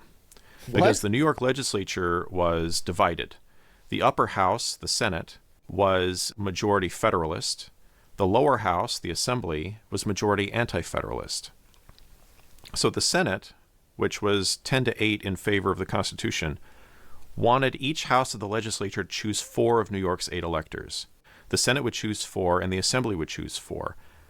And that way, 4 of New York's 8 electors would be pro-Constitution. The Anti-Federalists wanted the legislature to decide on the electors as a whole. So each member of the legislature would get 1 vote. They would have 1 slate of 8. Essentially, they would choose them in a joint session of the 2 houses. What that would mean practically is that all 8 of New York's electors would be anti-Constitution. So the Assembly would pass a bill saying this is how we're going to choose our electors. It would go to the Senate. The Senate would say, no, we're not going to do it that way. They would pass their own bill that would go back to the Assembly, and the Assembly would turn it down. It went to conference committee. They argued over it, couldn't come to a resolution. This went on for weeks. Then January 7th came, and they were deadlocked. So midnight, January 7th, they still hadn't chosen their electors. That was it. So they did not have electors. The same gridlock meant that New York had no senators because it was up to the state legislature to choose senators. It's like Valve. So it took them until, I think, the summer of 1789 to finally decide who their senators were going to be. A similar thing actually happened in New Hampshire because New Hampshire's legislature was also divided in a similar way. But in that case, the Anti-Federalists in the lower house of the New Hampshire legislature gave in and agreed to the Senate's terms. So New Hampshire did, and it was very close to midnight when they made that compromise. So New Hampshire did end up participating in the election. How crazy. What a now, this patriotic business day throughout of history. whether an elector was pro-Constitution or anti-Constitution, what was that about? The Constitution ended up getting approved in these 11 states, but there were a lot of people who were uncomfortable with it, and so what they hoped they could do was get a second convention. That's what they wanted to have. They wanted to get a second constitutional convention that would draft a different constitution that would be more acceptable to the Anti-Federalists. Barring that, they could, at the very least, get elected to positions within the federal government. They wanted to remix the Constitution. And then undermine the federal system from within, and thereby prevent the full weight of the federal government from... Wait, this is like Hamilton, but in real life. Exactly. I think this is a bunch of people copying Lin-Manuel Miranda and his amazing fictional story and trying to make it real. Coming into force, perhaps to make people disillusioned with the federal system and provoke them to agree to a new constitutional convention. Another thing was, if you get anti-federalists elected to Congress, at the very least, they could be... I do think it would be easier for him to teach this to chat if he was rapping. Like, I love his energy, I love his knowledge, but if he was rapping right now, I think clamoring to get amendments. Now, when the Constitution was approved in the various states, the pro-Constitution people promised, which seems a little bit shady in retrospect, honestly, but they said, oh, go ahead and approve the Constitution now. We promise we'll adopt amendments later. So people were voting for the Constitution with the promise in the future. It wasn't really binding. So they sold the Constitution the way that, like, they sold No Man's Sky. Or fucking Cyberpunk. We'll fix the problems in DLC. Interesting. It was an early access with this understanding that yeah. in the future amendments will be adopted,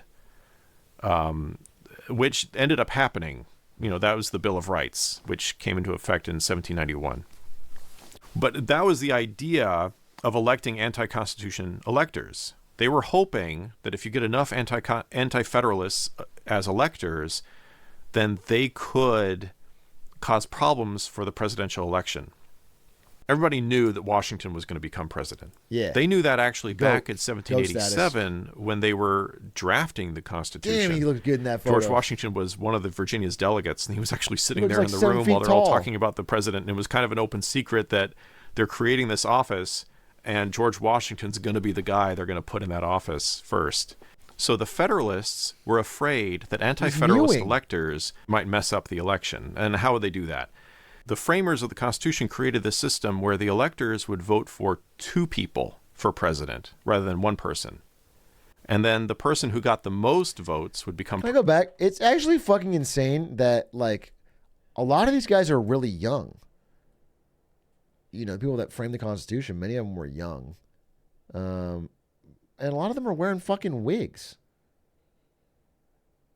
It's like what? It's so wild. The fashion was, yeah, I'm gonna dress up like a, like, get this huge fucking forehead area, and then get the. We should bring this back. We should make it cool again to have a giant forehead and then have hair this way. Gray hair, no less. That anti-federalist electors might mess up the election. Washington was 6'2" at a time when the average male was 5'5". Yeah, he's a fucking shit. Dude, he should have said, I declined the presidency and instead I want to be the fucking commissioner of a new sport called basketball and star player. He should have founded the first fucking... He should have founded the NBA. I know. And how Washington they do a that. gnarly 3. The framers of the Constitution created this system where the electors would vote for 2 people for president rather than 1 person. George Washington famously and loved then the black person who culture. got the most votes would become president. Basketball's and the technically person who Canadian, got by the the way. second most votes would be vice president. And the weakness of this system became apparent immediately because the way it's supposed to work is George Washington will get the most votes and then John Adams will get the second most votes. Then you get president, vice president. Great. But what if George Washington does not get the most? It's funny because they I mean, we were joking earlier about the buddy cop system, but that's what they had. That's what they had, where your VP would be the person that like ran against you. It's just so funny. I wonder if that's better. Dude, I gotta ban somebody. Vinod, I get it. Bro, I fucking get it. You don't like this video. Okay? So what you can do is watch something else. I'm banning you because you fucking posted 700 fucking messages. Bro, so boring. Falling asleep. Bro, I can't. I get it. I fucking get it, bro. I'm not forcing you to watch it. Christ. Learn to shut the fuck up.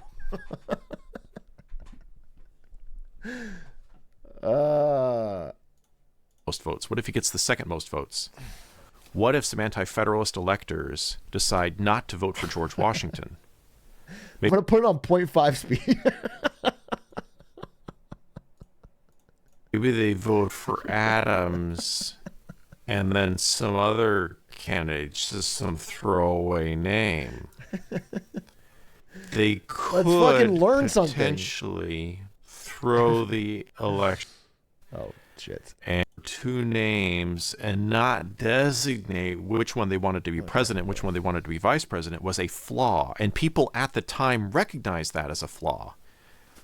So remember, there are 2 stages of electing the president. First, you get the electors, and then the electors choose the president. So the electors were going to meet and choose the president on February 4th. In the run-up to that electoral college vote, some political figures in the country were trying to organize a system where they would make sure that Adams didn't get as many votes as Washington. And the most prominent figure in this movement was Alexander Hamilton. He was writing a ton of letters to different people. He was not the only one involved with this. There were a few others also who were writing letters to different states, writing to the different electors, saying, make sure you don't vote Washington Adams. Make sure there are some guys, there who are going to vote for somebody besides Adams. So if you look at the results of the 1789 election, you look at the Electoral College votes, it looks like, everybody voted for Washington, and then a bunch of people voted for Adams, and then there were a bunch of small vote totals for other people. A lot of those votes were deliberate throwaway votes. Bro, Edward Telfair voted for himself. I know that for a fact. Edward Telfair put one down. I think Edward would be good. I don't know, I'm hearing a lot about Telfair this election. I feel like he's got a good head on his shoulders. I know everyone loves Washington, but I think Edward's got some ideas that really could turn this country around. Votes where they would have voted for Adams, but deliberately chose not to vote for Adams because they were trying to mitigate against a potential anti-federalist scheme. In Connecticut, they had 7 electors. 5 of them voted for Washington and Adams. 2 of them voted for Washington and Huntington. The votes for Huntington were going to go to Adams. They voted for Huntington as part of the scheme that Hamilton was organizing. In Pennsylvania, again, those So to the scheme here is what? Hancock. The scheme here is that Hamilton was worried that if everybody voted Washington Adams, it might be a tie or Adams might win somehow. So he told everybody, hey, don't vote Adams. Because we want Washington to win. All right. Well, it doesn't seem like that much trouble. It doesn't seem like it's that weird. It seems like everybody's on the same page. Yeah, we want Washington. We want him to get 69 votes because nice. So let's just set it all up. Hancock would have voted for Adams. In Maryland, there were 8 electoral votes. If I'm not getting it, we'll just watch the whole video from the beginning on 0.5 just to make sure that we really understood it. So let's make sure that we... 2 of the electors could not actually make it to the election. The Electoral College meets on a state-by-state basis, so the electors in each state come together. In Maryland, the 8 electors were supposed to meet in Annapolis to do their voting. 2 of the electors couldn't make it. One of them was sick. He had gout and therefore couldn't travel. Damn. The other one was unable to because of ice that blocked. I think he had to cross either the Chesapeake Bay or a river, and it was filled with ice, and so he wasn't able to make it to Annapolis. Babe, did you know that the first election in America was strange? That's not a fact. Yeah, it is a fact. No, because strange is an opinion. Nope, it was factually strange. Did you know that, like, that whoever got the second most votes became vice president? Like, you didn't have your own vice president? Oh, that's interesting. And, like, I people like that. wanted John Adams to be vice president, so they wanted to give him second most votes, but they were worried that if they all voted for Washington Adams or whatever, then he might win the presidency. So they had to split it and make some of their people, like, vote somebody random just to be safe. Very interesting. I thought you were making something. You said pork or no? Do you want me to bring your plate? Yes, please. Like right now? Yeah, if you made it. Curry, though. Oh, sounds great. So only 6 electors in Maryland participated. All 6 of them voted Washington and Harrison. Harrison was Chief Justice of the... By the way, that story you was telling about the guy with the ice, that was me. People were asking what I was doing at the time. I was at home smoking a fatty. I didn't want to go to the election because I thought it would be a boring fucking waste of time. So I said, there's ice. And they fucking bought it. I was like, I can't make it. There's ice in the river. And back then, that shit worked like a fucking gas. Every time you were like ice, they're like, well, that's it. Couldn't make it. It was the get out of jail free card. Anything you didn't want to do, just said ice. The Maryland General Court. He was not a national figure.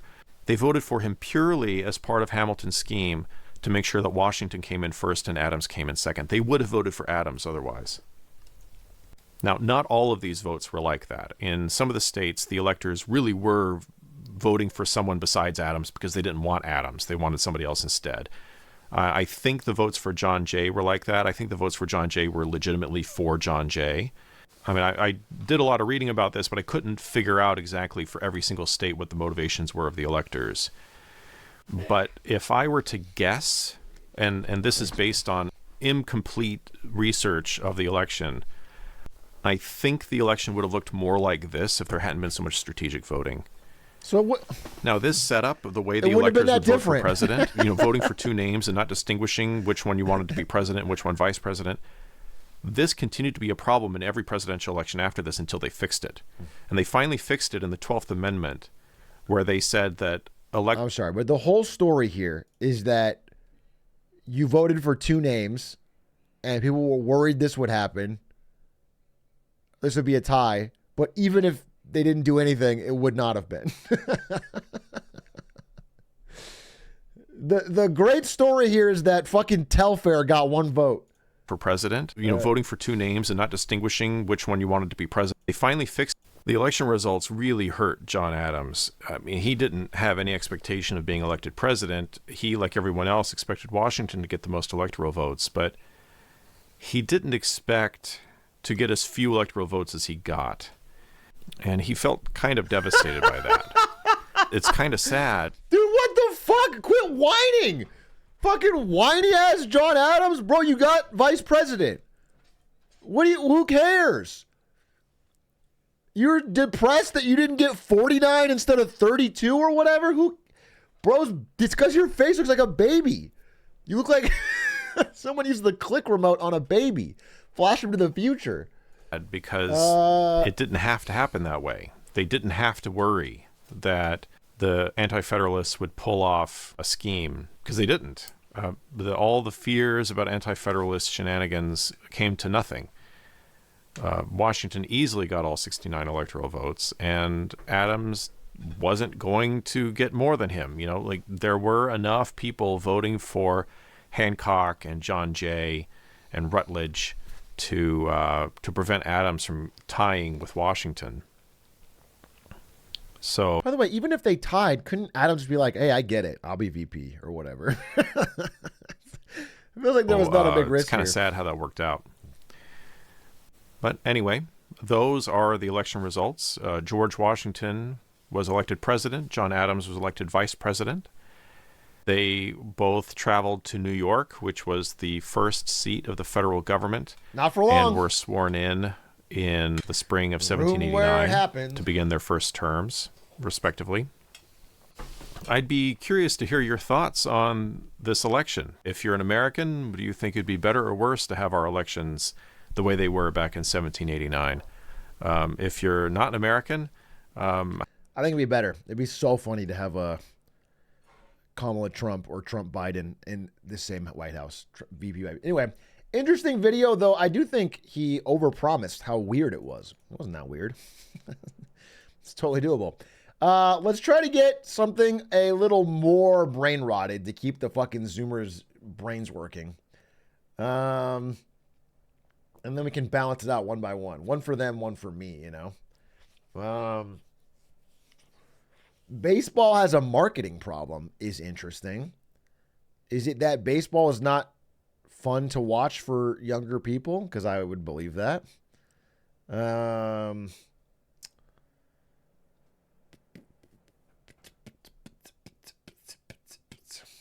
How war made the cigarette sounds kind of interesting, but I'm looking. Soulja Boy crank that tutorial.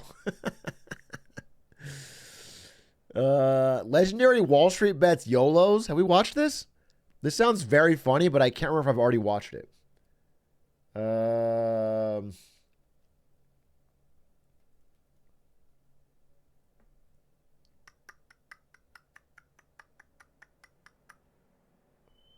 Let's start it and see if I remember it. If you're a longtime member of Wall Street Bets like myself, your personal experience with YOLOs is most likely as such. Losing the entire position, or losing the entire position.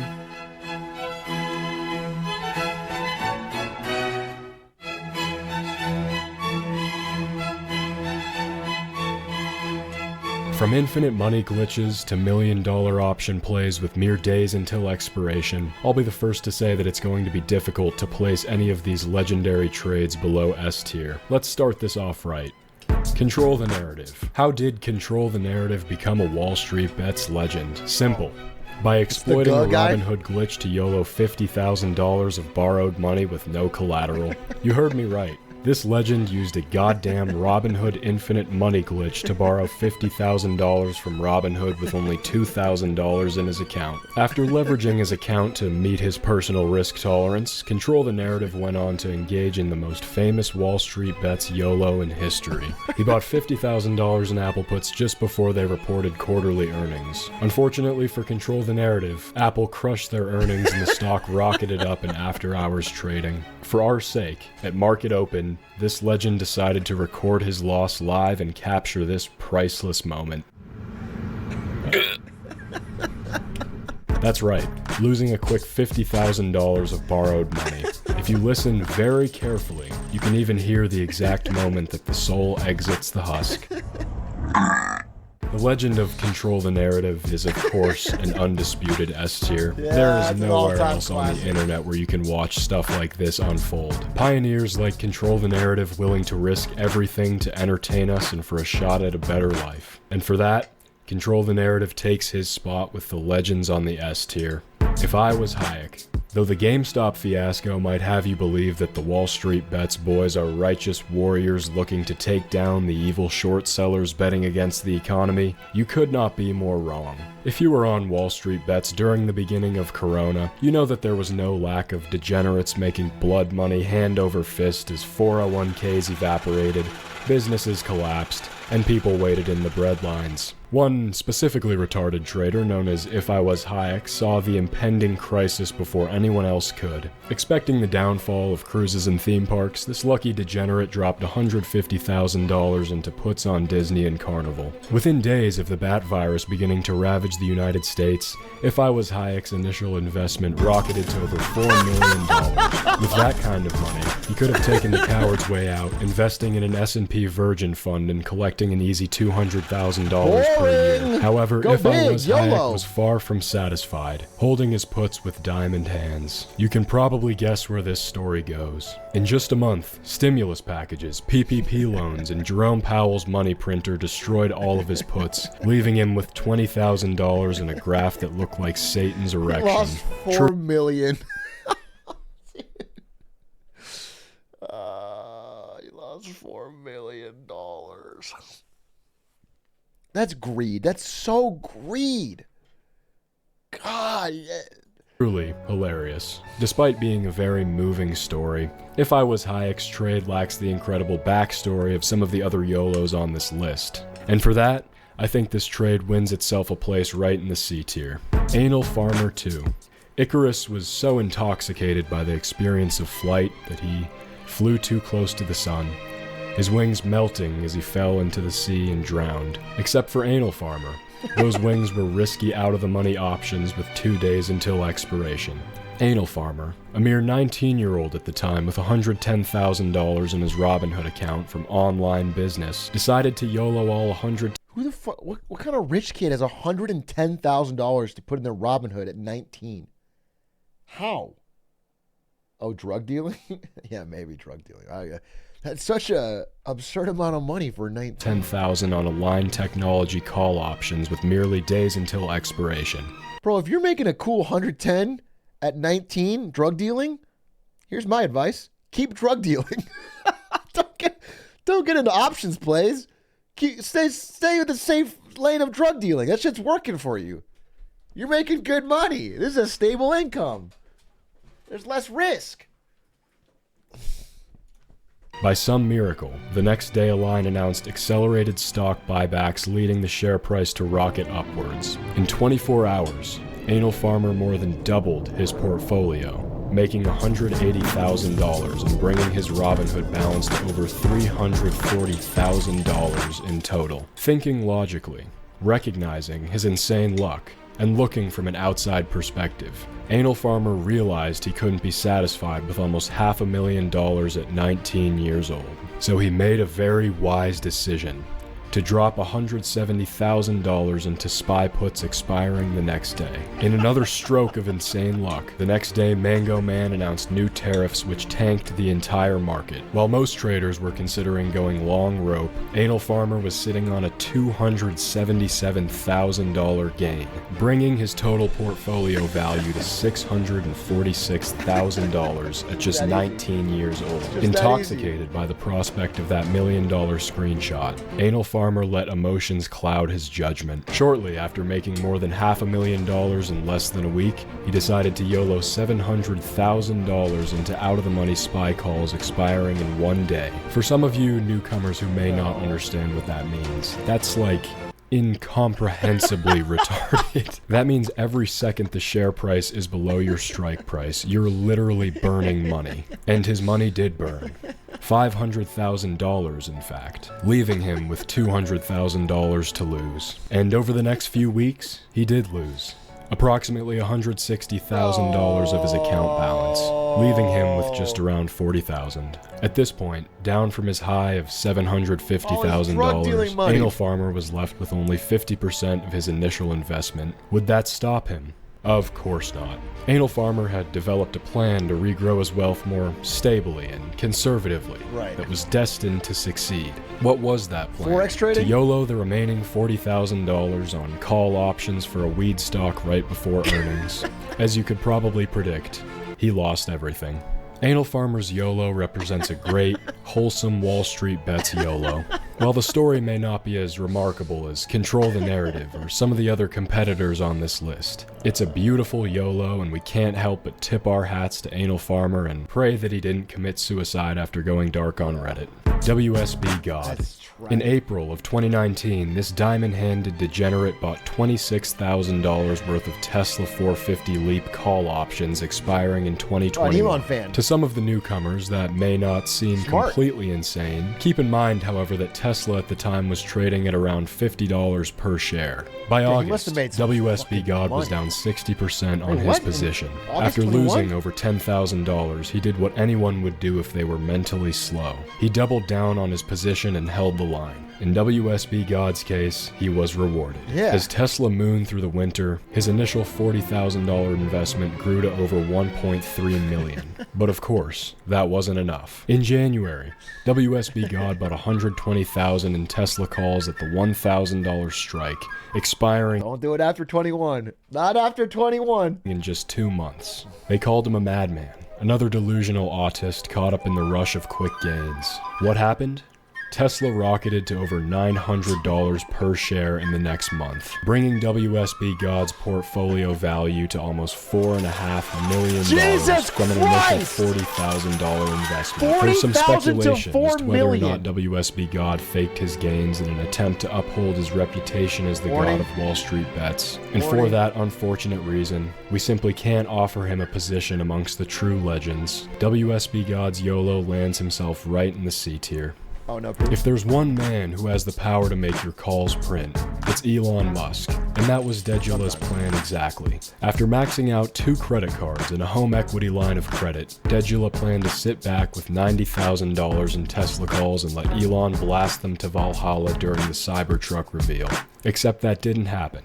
On Cybertruck launch day, Tesla stock dropped 4% after hours. This is really so iconically funny. When they're talking about the shatterproof glass and it shatters right there on stage. Just like the feeling in your gut was so embarrassing.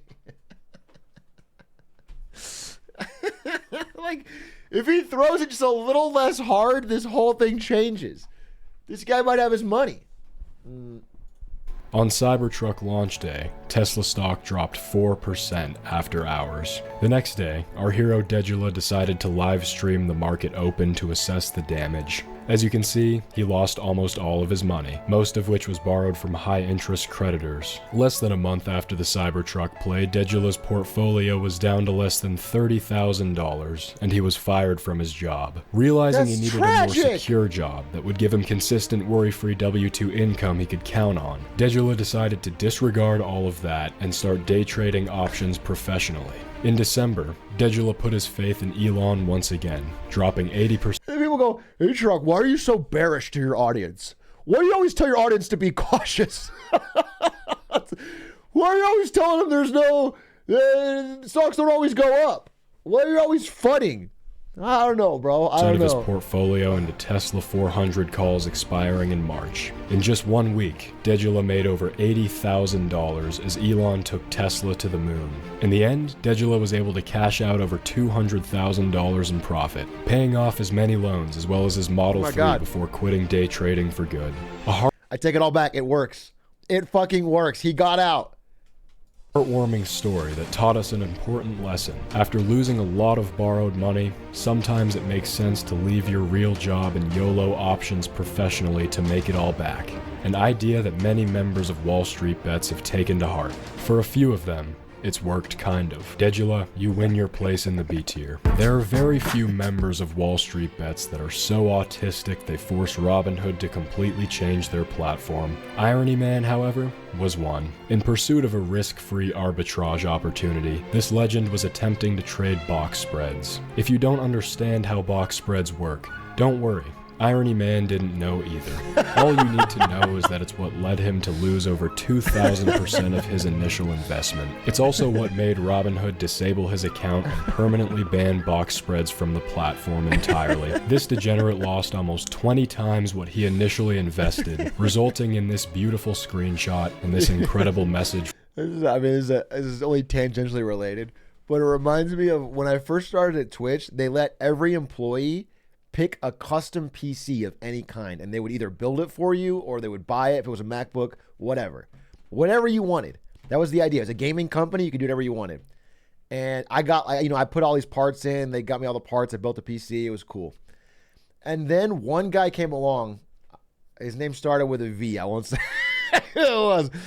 And he ordered a, $15,000 or $18,000 PC with custom crystal bamboo headphone holders and like high-end $5,000 speakers and fucking just absolutely pushed it beyond the limit. Like literally put in the most insane fucking, you don't need it for work at all order.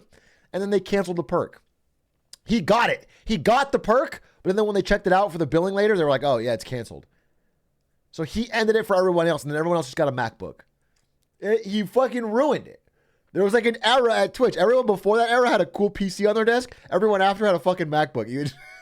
And he still got the PC and didn't get fired. It's crazy. There's always one, dude.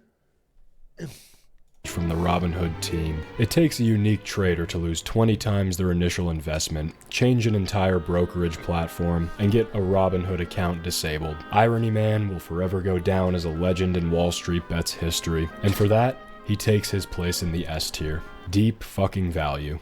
How could we possibly make a tier list for legendary WallStreetBets YOLOs without including the fabled deep fucking value? The YOLO to end all YOLO. He just came back like 2 days ago, by the way.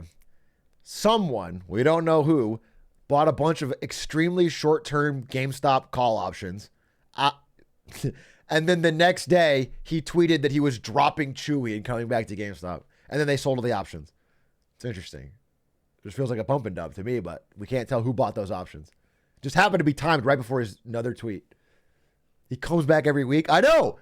Somebody buys options every week, and then he tweets, and then they sell the options. And then we go, what? We'll never know. It could never be our hero. The YOLO that made both Ted Cruz and AOC act like they care about hedge funds screwing retail investors over. A truly iconic moment in WallStreetBets history. For deep fucking value, his trade began the way most great trades do on WallStreetBets. The perfect combination of Adderall and testosterone-fueled greed. He invested $50,000 in... I think his original story is great. I hate his comeback. His comeback has been so weird and pump and dumpy and scammy, but his original story is very good. To GameStop leap call options. Screenshot he showed here, by the way, this one. Where is it? Is this the one? I think this is the short squeeze of Volkswagen, where very briefly Volkswagen was the most valuable company on earth for like a day. It's one of the nastiest short squeezes in history, and it made fucking Volkswagen go from nothing to the world's most valuable company. Complete an $40 million investment to over $40 million. Now this story isn't over yet. We've seen many great legends let their pride become their downfall.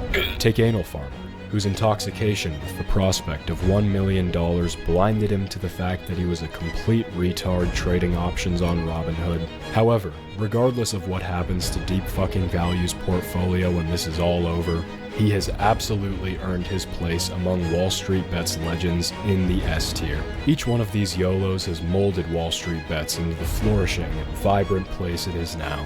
To each and every one of the legends on this list, I commend thee, and to the degenerate... I don't necessarily commend him, but great video, great video.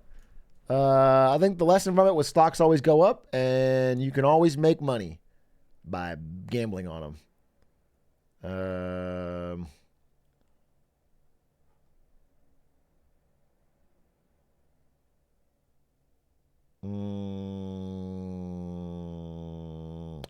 What about a coffee insider explains how celebrity coffee brands really work? Not super interested in coffee, but I'm interested in celebrity brands. Like what their involvement is, how much of it is white labeled, if any. Well, it could be interesting. But it's 20 minutes. It's fine. I'll keep it on the list. Let's look at it. The ape that San Diego Zoo couldn't contain.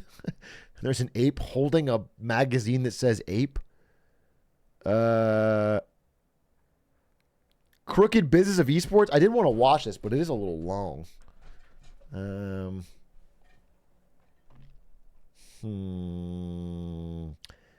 The consumerist dystopia of Harry Potter.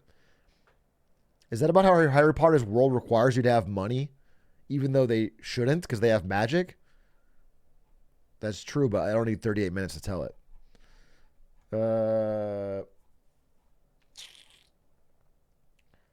Germa wishes you a happy Thanksgiving. Hope you ate plenty of turkey. Hope you had plenty of sausages, plenty of bacon, plenty of ham. All the things that we love to have during our Thanksgiving feasts. I had plenty of it today. I'm thankful for you. I'll see you soon. That's great. That's great. That is great. Thanks, Germa. Means a lot. Looking good, bud. Why are fighting games so gay? It's a great question. Who knows?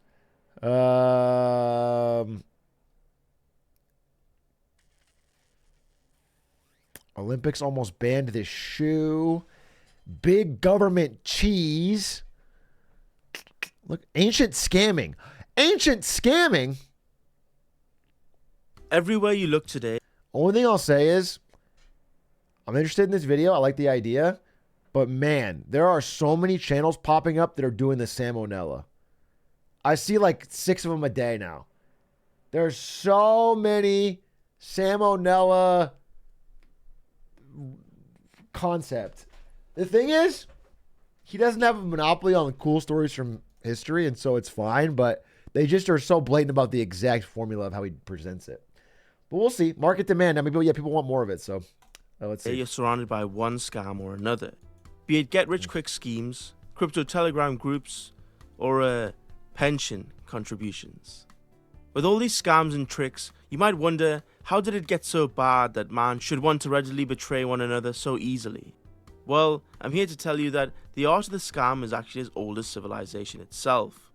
The methods may have changed, but the underlying aim to get ahead at the expense of others is thousands of years old, maybe even millions. So in today's video, we'll be looking at ancient scams and ancient scammers. Starting off with a somewhat infamous scammer, because of a meme, we will be looking at Ian Nazar, the world's greatest copper vendor. Ian Nazar lived in 18th century Mesopotamia, BC, in Ur, by what is now known as the Persian Gulf. Ian Nazar was a businessman who worked with the Alec Tillman Merchant Guild and was actually one of the most successful copper traders at the time. Ian Nazar also dipped his toes into selling finished metal products and other things, but his main income source came from selling copper ingots. Surprisingly enough, at the beginning of his career, he honored his debts and was seen as a trustworthy businessman. But after an extended stay in Dilmun, he began to trade less honestly. Dude, that's always I used to say this back in the day. I was like, if you're from stay in dude. The people are good. The morals are nice. If you go to Dilmun, you get corrupt. People there are fucked up. I always said that, but no one listened to me. They'd go to party in Dilmun, and then they'd come back, and all of a sudden, they're different. They switched up, dude. Now they're about the party life. Now suddenly they don't honor their family. Ain't from don't come You come down the fly? That's a +2, bro. Damn. Been saying, though. Exactly, dude. They not like So much so that he began to get complaints about his copper, specifically about failures to deliver, and when he did deliver, it was of copper that was subpar. His web of deceit is quite confusing, so I'm going to explain it using a spider diagram. Kind of, anyway. Central to the diagram, we have Ian Nazar, and directly beside him, we have his business partner and middleman, yeah, well, can't say that. Sigmund Freud salmonella might have gotten away with it, but Can't I'm say probably that. not as lucky, so I'll just call him Nana. Anyway, our first complaint in cuneiform tablet form is from Arbitorum, who writes, Dude, it's so funny. If you look at, I mean, I don't actually look at these, but my understanding is that every one of these old cuneiform tablets they find, it's always like a fucking receipt. Every ancient piece of writing they can find from this far back is always a receipt or someone like writing down prices of goods. It's nothing, or a complaint. It's all about like buying, I bought cows, you gave me less quality cows than I wanted. It's all about trade, yeah. And give the silver and its profit to Nana. I have made you issue a tablet. Why have you not given me the copper? If you do not give it, I will recall your pledges. Good copper, give again and again. He then ends it by saying, send me a man, which I like. Is it threatening? Is it a sign of romantic interest? Who knows? What we do know is that Eanazar didn't resolve this and send Arbitorum his copper, so he sends him another complaint tablet. This Holy time shit. it reads, Dude, you gotta be so pissed at someone to chisel out this complaint. Fucking typers. Your fucking copper is so dog shit. Or the original Redditors.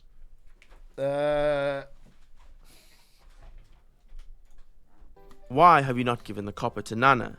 Type of shit I'd be Ili-Idunum on. says that the copper that Nana has received is mine. Be kind enough to give the copper, as much as he has a claim on you, to Nana. So I'm guessing that Arbitorum did receive some copper from Eanazar through Nana, but it was actually promised to Ili-Idunum. I'm also guessing that Arbitorum took the copper promised to Ili-Idunum and is now telling Eanazar to make him whole. Because of this chicanery, Ili-Idunum also wrote a complaint to Eanazar, sarcastically telling him that Bro's the getting work that you have tablets done every is fucking day. so good. The literary device of the stretching of words to make them ironic seems to span millennia. Taking the piss seems to be a timeless pastime, and I'm all for it. He continues, That's funny. 1 year ago, I paid silver in a foreign country. You shall hold back only bad copper. Please bring your copper. I'm starting to think that if Eanazar is continually scamming you, yet you continue to do business with him, you kinda deserve it. They're acting as if he was the only copper trader in ancient Mesopotamia, the way that they would clamor for his trade. He also had a few more complaints from others, such as Yeah, blaming the Appa, victims, who huh? wrote, the copper of mine, give it to Nana, good copper, in order that my heart shall not be troubled. Very poetic. It's a shame that this writing style didn't survive ancient times. Just imagine writing an email to your boss like, I pray that this email finds you in good health. At your request, I have enclosed within thine inbox a copy of this winter's financial reports. The days of dark evenings are subsiding and spring arises. May the coming seasons be bountiful and good. We write the modern God version be of with this. you, Stoic Stick, Regional Assistant Manager, McDonald's. Cutaway gag aside, you might have noticed that I've added 2 more onto the spider diagram, and that's because I did. Glad we cleared that up. But we have our final and longest complaint, from the most famous of all of Eanazar's disgruntled customers. He wrote on both sides of a cuneiform Imgur, yeah. tablet, which is an arduous task. It probably took him many hours, or even the better part of a day, just He wrote sitting both there sides? digging into a stone tablet just so he could get across how much Eanazar pissed him off. It starts, Now, when you had come, you spoke, saying thus, I will give good ingots to Gimil Sin. This you said to me when you had come, but you have not done it. You have offered bad ingots to my messenger, saying, if you will take it, take it. If you will not take it, go away. Who am I that you are treating me in this manner? Treating me with such contempt. And that between gentlemen This is like a Yelp review, dude. This is like a Karen Yelp review. such as we are. I have written to you to receive my money, but you have neglected it. Repeatedly, you have made them return to me empty-handed through foreign countries. Who is there amongst the Dilmun traders who has acted against me in this way? You have treated my messenger with contempt. And further, with regard to the silver that you have taken with you from my house, He did you scam make everybody. this discussion. And on your behalf, I gave 18 talents of copper to the palace. And Sumi Abum also gave 18 talents of copper. apart from the fact we issued the sealed document to the Temple of Samas, with regard to that copper, as you have treated me, you've held back my money in a foreign territory, although you are obligated to hand it over to me intact. You will learn that here in Uru I will not accept from you copper that is not good. In my house, I will choose and take ingots one by one. Because you have treated me with contempt, I shall exercise against you my right of selecting the copper. Even with all the trouble Nazar has put him through, delaying his payments, not returning his money, standards etc., for sure. he still wrote to him with such They didn't take niceties. half-ass copper. If it was me, I'd probably have an assassin hired and have him put to death or something. Like, this was BC times, when you could get away with it pretty easily, and also assassins were readily available. What is even funnier is that Nazar, knowing those same facts, continued to do dodgy dealings and scam anyone he could. So honestly, just for the absolute gumption of it, I have to hand it to him. He was truly dedicated to his scamming. Unfortunately, or fortunately, depending on whose side you're on, Nazar's tale has a somewhat sad ending. Apparently, his shady business practices eventually got the better of him and his wealth depleted, forcing him to sell off parts of his house. He also had to get out of the copper business into other ventures as people started to refuse doing business with him. And that's the end of the tale of Nazar, the copper conman extraordinaire. Think of all the epic tales of heroism that have been lost to the annals of history, and yet many now know the name of a copper conman from 4,000 years ago. Maybe he's a genius, you know what I'm saying? Maybe he's like, hey, I could be a regular copper man and be rich in my time and forgotten, but if I become the first scammer, the first big-time scammer, I'll be known throughout history. He was thinking the long game. People are drawn to this story because we can relate to the frustrations of customer service the same way that Nazar's customers did. But I think it's because he was the single greatest copper vendor in all of human history. I'm willing to bet that you couldn't even name another vendor from any other time period. That just goes to show how great he was at his craft. Anyway, Nazar's tale is not the only tale of ancient scamming. There are others that are just as interesting in my opinion, such as the tale of the earliest recorded attempt at insurance fraud. Hegestratos was a Greek sea merchant that did business moving cargo on his ship. At the time in 300 BC, there used to be a type of insurance. The first person to think up insurance fraud must have felt like a fucking genius. So you'll pay me if my house lights on fire.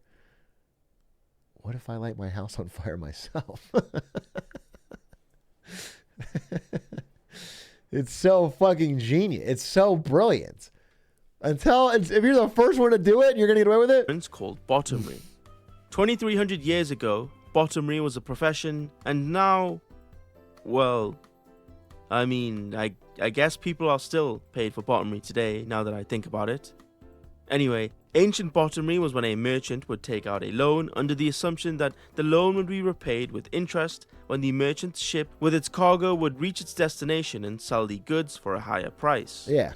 This is all good, but Hegestratos was a gambling man. He gambled that he could send out his ship empty without the goods and sink it, which, per the contract, would nullify the loan and allow him to keep the cargo as well as the money. He sends the ship out without the goods and begins to try and sink it. That's much to the dismay of his crew, who immediately are like, "Excuse me, what the heck?"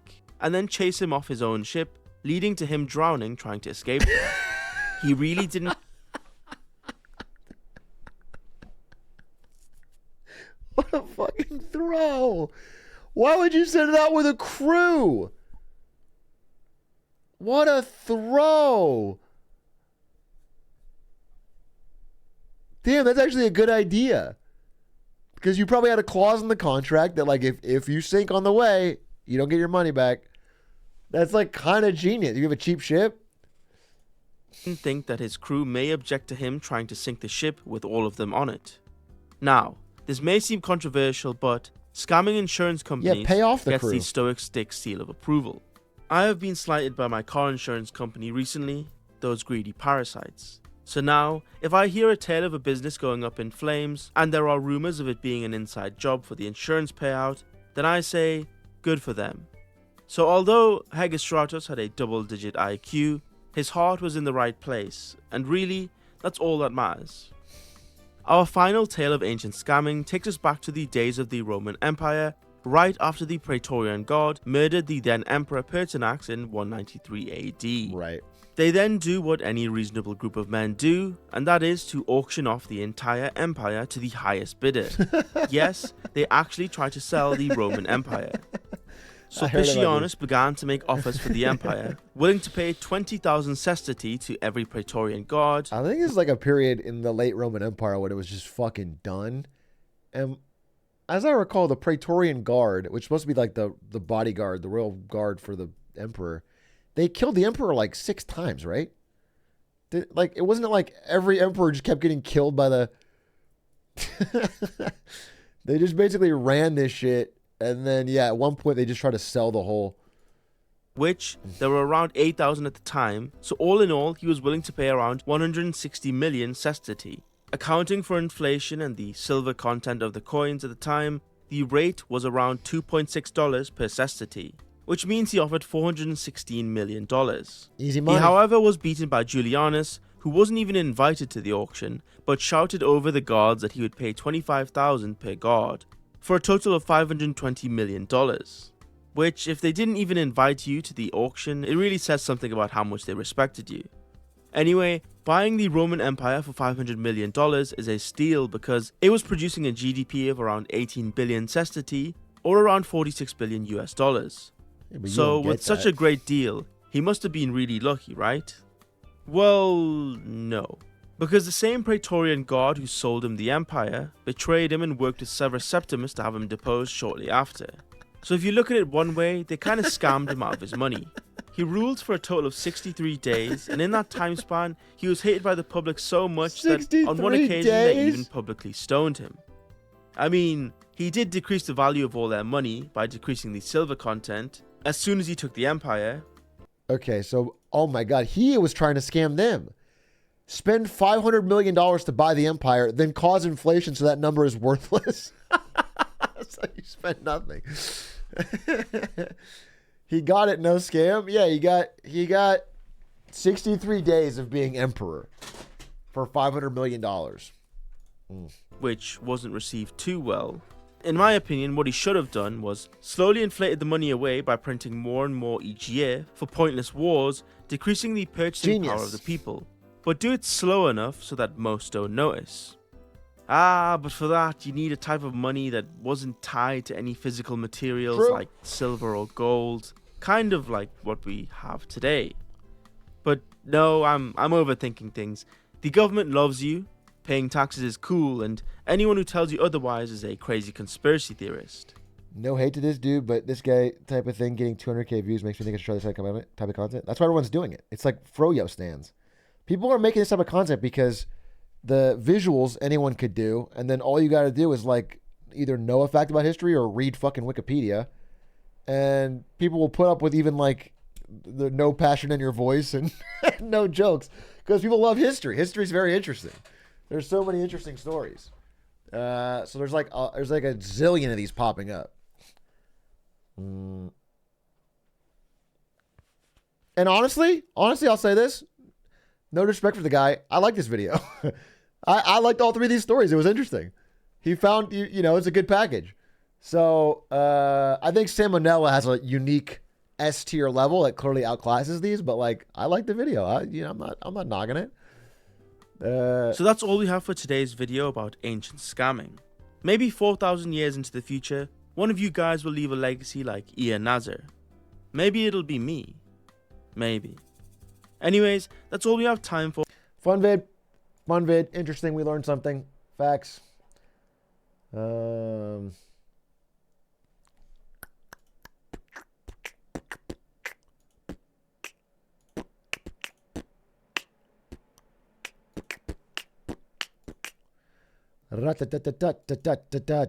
Okay, let's see. We need another video. This one can be fun, I think. We learned a lot. The longest board game you'll never play. I think we watched that already. How fast can I fill my inbox? Hot Dr. Pepper. Gross. Oh, this is probably really interesting. Teddy Roosevelt, the Trust Buster versus Big Oil. Okay, maybe I'll finish with this. This is actually really interesting, I bet. I don't know how many parts it is. But I like extra history, and I like trust busting. Beating the big corporations. I think that's very interesting. But let's get something funny. Like this one. The hidden lore of Skibbity Toilet.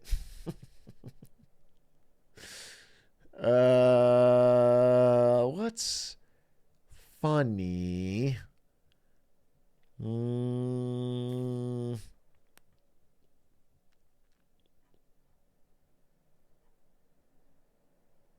How the hardest Pokemon was beaten deathless. Interesting. It's a little long, but I bet it is interesting. Is this Kaizo Ironmon? Is this what Point Crow's been doing?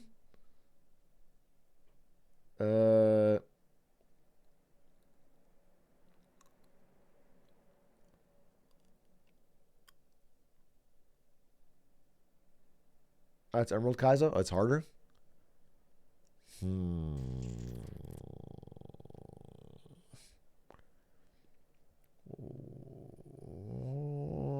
Japan loves small things. Kanye West and Italian football ultras. Is the NBA becoming a daddy's money league? My understanding is this is true for almost all sports now. The level of money required, like if you want to go play grade school basketball or whatever, there's like so many fees just to play. Parents have to put fucking money. It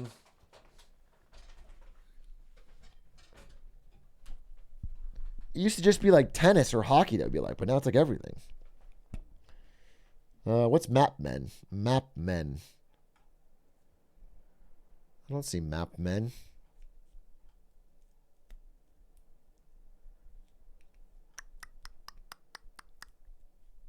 Capitalism, Poverty, and Ratatouille. I think that was Karl Marx that wrote that. How do video game graphics work? The true story of how GPT-2 became maximally lewd. What if Shaq missed all 11,000 of his free throws?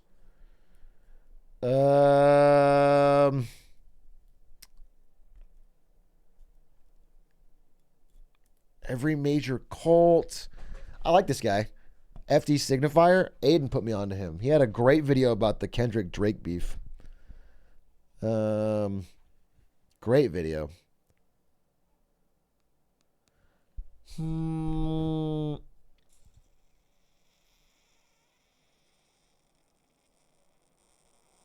I just thought it was, I only seen that one video, but I loved it. I thought it was really well done. Good analysis, good follow through of the whole thing. Good look at Drake's POV, at Kendrick's POV. It was long. It's like the first long YouTube essay I've watched. I was turning into a Zoomer. North America's worst theme park. That could be fun. How an anti-gay senator was caught sleeping with 94 men at once? I love the quote, "I'm not gay."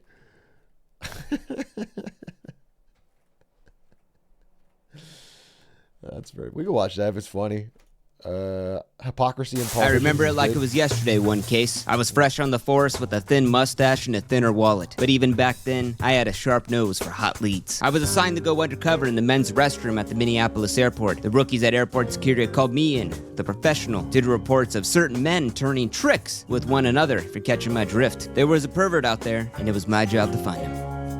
After staking out the bathroom stall, I'd managed to get my first bite, a United States Senator, Larry Craig. I could see a slender face staring at me through the gap in the door. I was stunned to my core. For minutes, he would fidget with his hands and then pop back up to look through the crack with those piercing blue eyes. And in that moment, I couldn't help but wonder, wasn't Craig a Republican senator from Idaho? Didn't he sit on the board of the NRA? Was he about to tango with an undercover officer? Soon enough, I had my answer. Craig entered the stall next to me and placed his bag up against the front of the door. Interesting. For my time cleaning up these streets, he had done this to give himself a bit of extra privacy for what he was about to do next. As I waited, I could see Craig's shoes, his pants, got a walk with his cheap CVS cologne.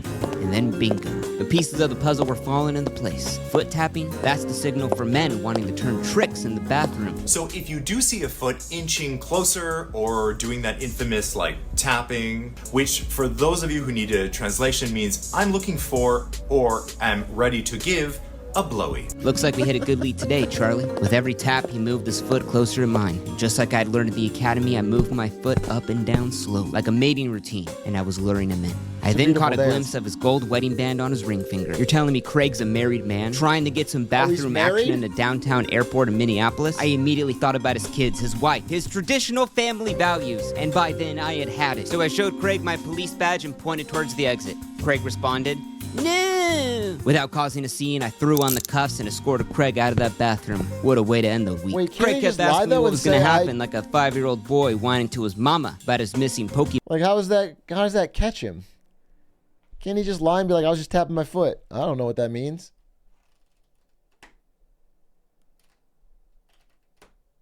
It's also not illegal, right? To be gay in a bathroom. Okay, they get to it? Okay. Man cards. So I told him, you're under arrest. I brought Craig down to the station and told him to get cozy and hand me over his ID. Instead, with a shit-eating grin, he handed me his United States Senator business card and asked me, what did I think about that? I tossed his card to the ground and told him his money was no good here because no one plays me for a sucker and gets away with it. He then handed me his driver's license. Guess I'll be working late tonight. Now, after being arrested in a sting operation, fingerprinted, and even posing for mugshots with his American flag pin on his suit, Senator Larry Craig would quietly plead guilty to lewd and disorderly conduct for some of that, same style action, you know what I mean. Now, he would admit to it. He signed the guilty plea on the dotted line, just like Willy Wonka, and then told nobody about it. Not his wife, not his kids, not even his constituents. Now, Senator Craig had gotten away with this. He had narrowly avoided a career-ending scandal. Or so we thought. Today, a Washington, D.C. political newspaper broke the story that Senator Craig was arrested in June in a Minneapolis airport bathroom for lewd conduct. Roll Call magazine broke the story a month later about his arrest, and the truth would come out to set Larry Craig free. Because who really was Larry Craig, the Republican senator? Yeah, he was in that barbershop quartet called the Singing Senators, where he sang lead vocals with 4 other Republican senators. That's real. My heart's on fire, Elvira. He also sat on the board of the NRA. He could have been such a happy gay man. He could have been. And instead he lived this lie. He lived this fucking lie and is... As many of you know, I have been a life member and on the National Board of Directors of the National Rifle Association since 1982. But the reality was that Craig was just a massive hypocrite. And we won't let the Venezuelas or the Nigerias or the Saudi Arabias or the Irans jerk us around by the gas nozzle. He had a long, extensive, girthy, thick, wide history of voting for anti-gay policies. For example, he voted in the military's Don't Ask, Don't Tell policy, which, don't ask me about it, because I'm not going to tell you. Policy was criticized for forcing military personnel into secrecy and for falling short of total acceptance of their ability and right to serve in the military. He also voted to ban same-sex marriages, unions, and partnerships. This part I think is messed up. He even voted yes on a bill that wouldn't allow hate crimes to cover sexual orientation. So being caught with your pants down, cruising for men in an airport bathroom. Cruising is what 2 men do in a public place to initiate sex. It's completely anonymous. Rarely would a name be changed. While you advocate for traditional family values, it was a bit awkward for him. So left with no options, Larry Craig would come out and deny everything, with his wife at his side, mind you. Craig would open up his public denial with no Freudian slip by saying, "Thank you for coming out today." Thank you all very much for coming out today. Which I think is funny. Maybe you don't, maybe I do, I don't know. I did nothing wrong and I regret the decision to plead guilty. While I was not involved in any inappropriate conduct at the Minneapolis airport, I am not gay. I never have been gay because I am not gay. I love my wife. Well, that settles it.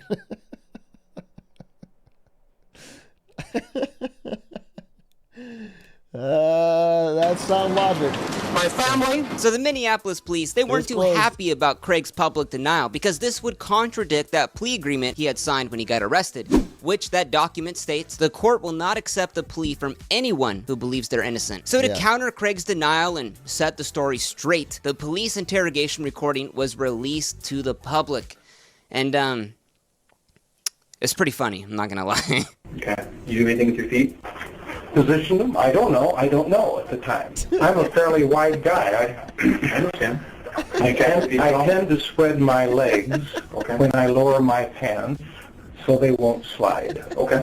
Did I slide them too close to yours? Did I look down once your foot was close to mine? Yes. Did we bump?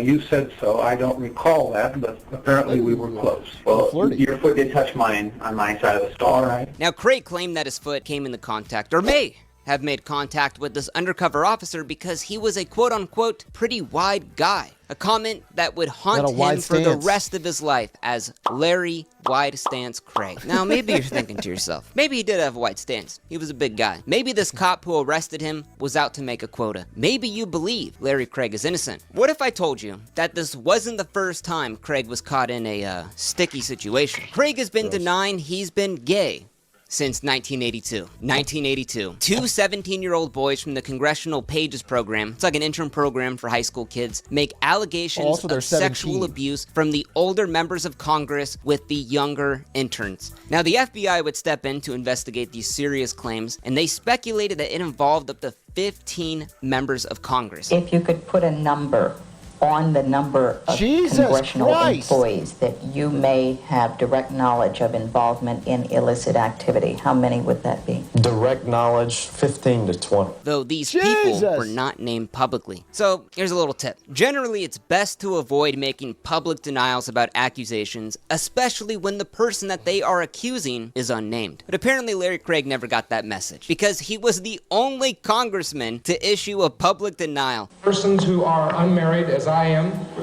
by choice or by circumstance, have always been the subject of innuendos, gossip, and false accusations. Now, there was only one problem. Those two boys whose tales of sexual abuse set off FBI investigations and Senate Ethics Committee hearings, a year later, had admitted to making up the entire story. An FBI spokesman said today that so far the Bureau has not been able to corroborate charges that congressional pages have been pressured into sexual activity with members of Congress. And the spokesman said it's not a widespread, organized problem. So Craig had denied something that no one had even accused him of that didn't even happen at all. Okay, now this clip is funny. In the 1990s, Bill Clinton was getting berated for the Monica Lewinsky scandal. So Larry Craig would go on air and say this about President Clinton. Bad boy, Bill Clinton. You're a naughty boy. The American people already know that Bill Clinton is a bad boy, a naughty boy. Sounds to me like someone likes to be called a naughty boy. But here's one of the craziest parts. So 1 month before he was arrested in that bathroom for cruising for men, the Idaho Statesman newspaper, the state that he was a senator of, was doing a 5-month investigation into over 300 accusations of Larry Craig having liaisons with other men. Some is going far back as 1967. But it gets even crazier. They'd even interviewed Larry Craig and his wife about all of these allegations 3 weeks before he was arrested. Oh my God, his wife. I feel bad for his wife. Now, one of the most credible accusations was a donor who had close ties to the Republican Party, and he said that he had witnessed Larry Craig with multiple unnamed men doing things I can't say here at the Union Station men's bathroom, which, if you didn't know, is quite the hotspot for cruising. And also, he loves fucking in men's bathrooms. I feel like that'd be the worst place. They're so filthy. They're so foul.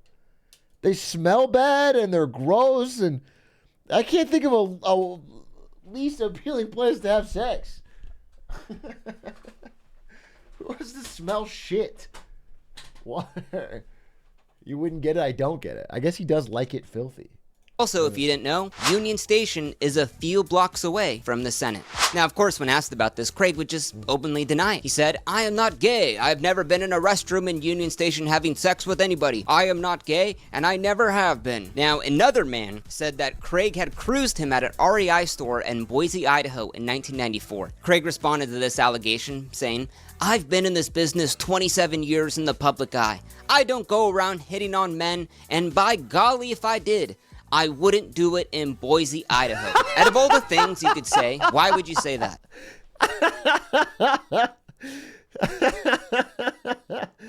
If I was gay, I wouldn't fuck any of you ugly men in Boise, I'll tell you that.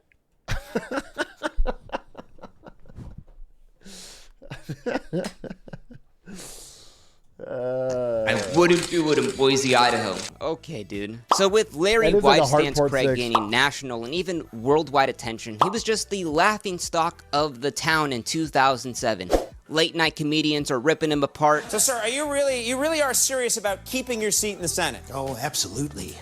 I still feel that I can be of service to the men and men of Idaho.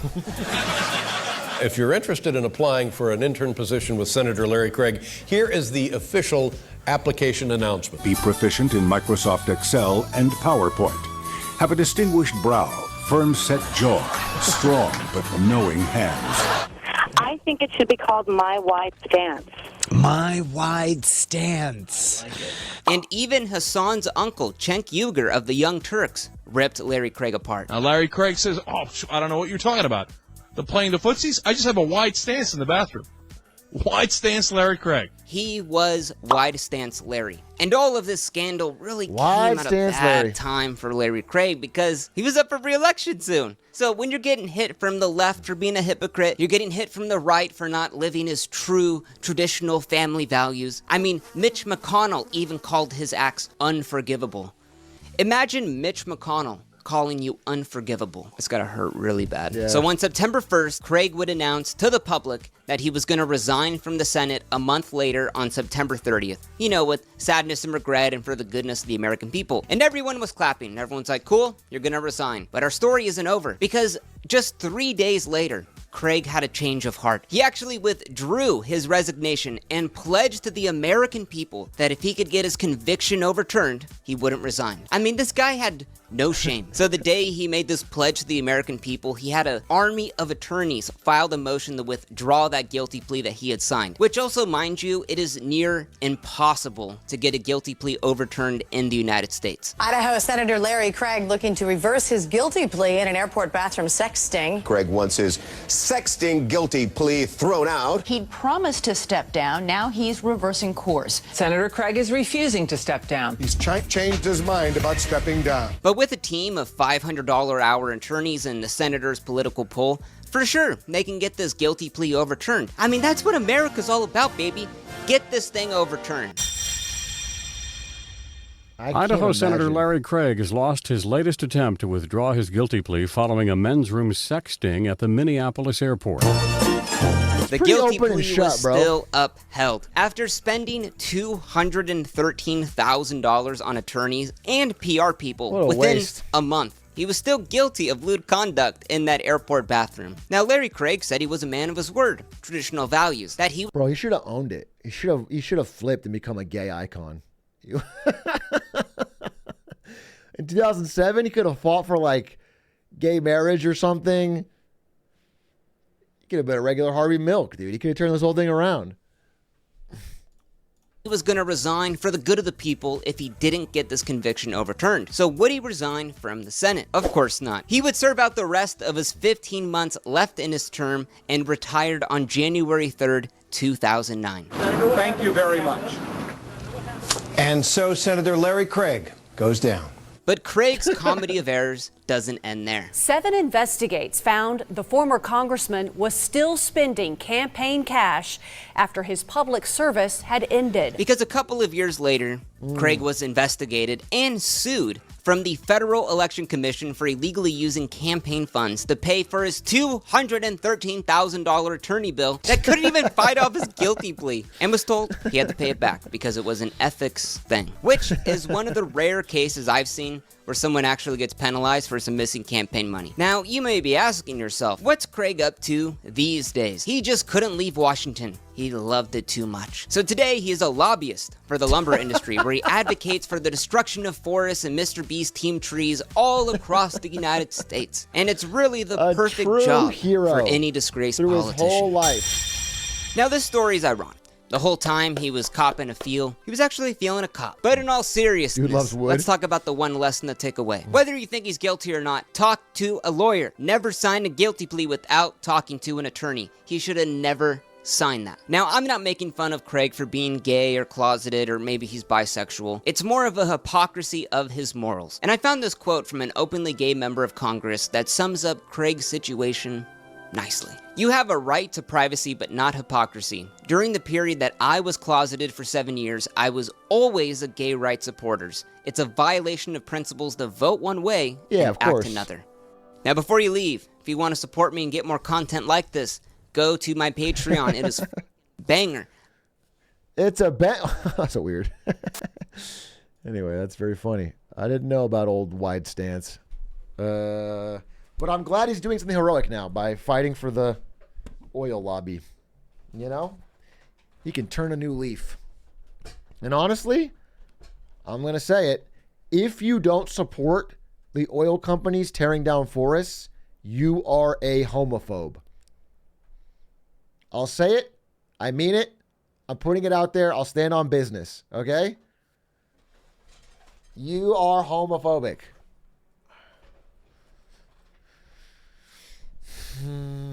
I've been saying.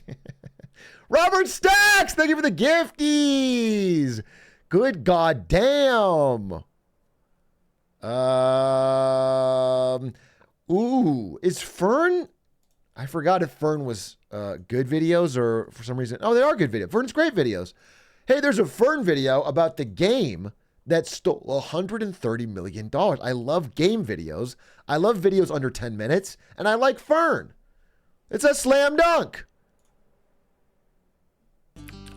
July 31st. Game stole $130 million. 2016.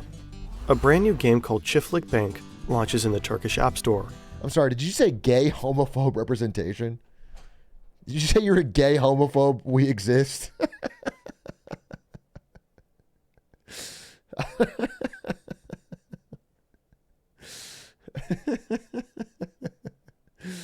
I'm sorry, far be it from me. The game lets you invest in your own farm. You know the drill: cows, chickens, and goats. But Çiftlik Bank is more than just a game. It's connected to the real world. Cow! On the app, you can invest your money in virtual livestock. By doing that, you automatically invest in real farms that actually exist, and the real produce of those real animals are then sold in dedicated farm shops near you. So Çiftlik Bank is not just about gaming. You can also make actual money and support farmers. Sounds too good to be true, right? Right. This innocuous young man is the brains behind the app. He fooled an entire country, scammed money from over 100,000 people, and disappeared with over $80 million. Oh my God! Where is he today? And how did he pull this off? He got out?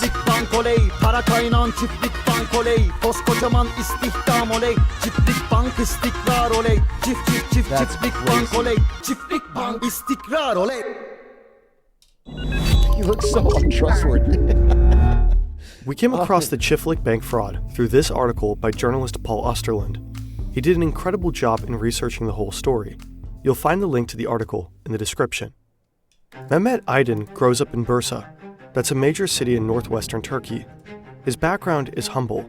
His family doesn't have much money, so he drops out of school as a teenager and makes a living as a waiter and dishwasher.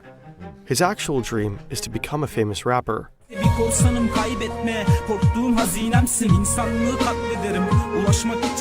He never makes it big, but he makes some contacts in the Turkish rap scene and meets an online game designer. The two become friends. Aydin is a big fan of the Facebook game Farmville. In 2016, he and his new buddy team up in his basement apartment and co-develop a Farmville clone. They call it Çiftlik Bank, that's Turkish for farm bank. The game is an instant hit. it attracts 50,000 active players That's crazy. within less than 8 months. The idea is simple. You start and manage your own farm. You use gold as a currency to buy Doesn't even look animals fun. like chickens, goat, cattle, and bees. You earn cash back by selling the honey, eggs, and milk. I feel like there's like something in human brains that just wants to own I mean, they just we all secretly want to manage a farm. We want to own chickens, cows, and see number go up. But we can't afford land in the real world, so that your animals produce. You can then use the profits from these sales to buy more livestock and so on. You can also pay real money to buy virtual gold and run your farm. And that's not just some pay-to-win model. If your farm does well and you make some proper virtual gold, you can exchange your virtual proceeds back into real money. that's crazy. Aiden has a groundbreaking idea. The money that players pour into the game will be invested in real livestock operations, and the profits from these real farms and products will flow back to the players. So Çiftlik Bank becomes a hybrid form between a video game and a crowdfunding platform for Turkish agriculture. Investments like these are in high demand at the time. Turkey's agriculture is struggling due to a number of factors. More and more products have to be imported. But Çiftlik Bank suddenly gives people a chance to directly support the country's entire farming sector. It all sounded way too good to be true, and it shows just how hard it can be to realize you're being thoroughly screwed and rubbed. Imagine you're sipping your morning coffee when you get an email confirming a purchase you never made. Panic sets in. You've been hacked. Your personal data can easily be stolen and misused. It's an So-called ad! data brokers collect and sell It's your an details and your ad! name and address. This is an ad. This is an ad. It's the first 2 real-life farms And I think near it's his a hometown. VPN ad, so He's I'm hosting gonna skip, even huge though I like opening this. ceremonies. They're attended by a district governor and a local mayor. Aiden is a pop star at those events. Bodyguards have to shield the successful entrepreneur from his fans. Right from the beginning, Aiden's project is supported by some influential people. This commercial features the famous Turkish TV actor Mehmet Çevik.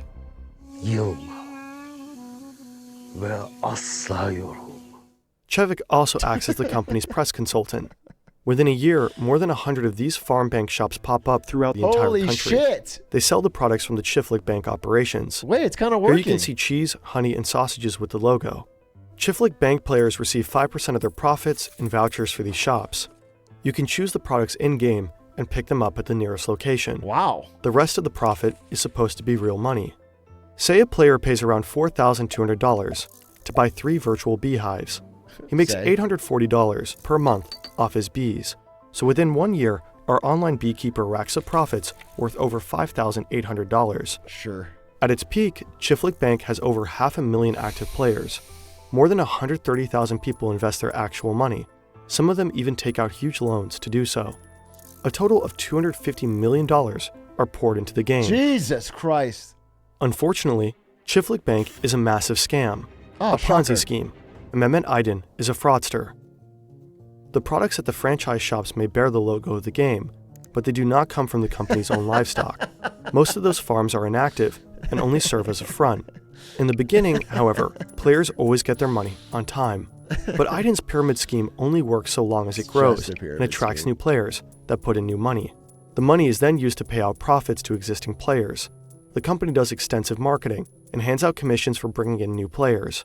In late 2017, only a year and a half after the game was launched, things start getting messy. Players complain about false promises on social media, and financial regulators in Turkey put Çiftlik Bank on their radar.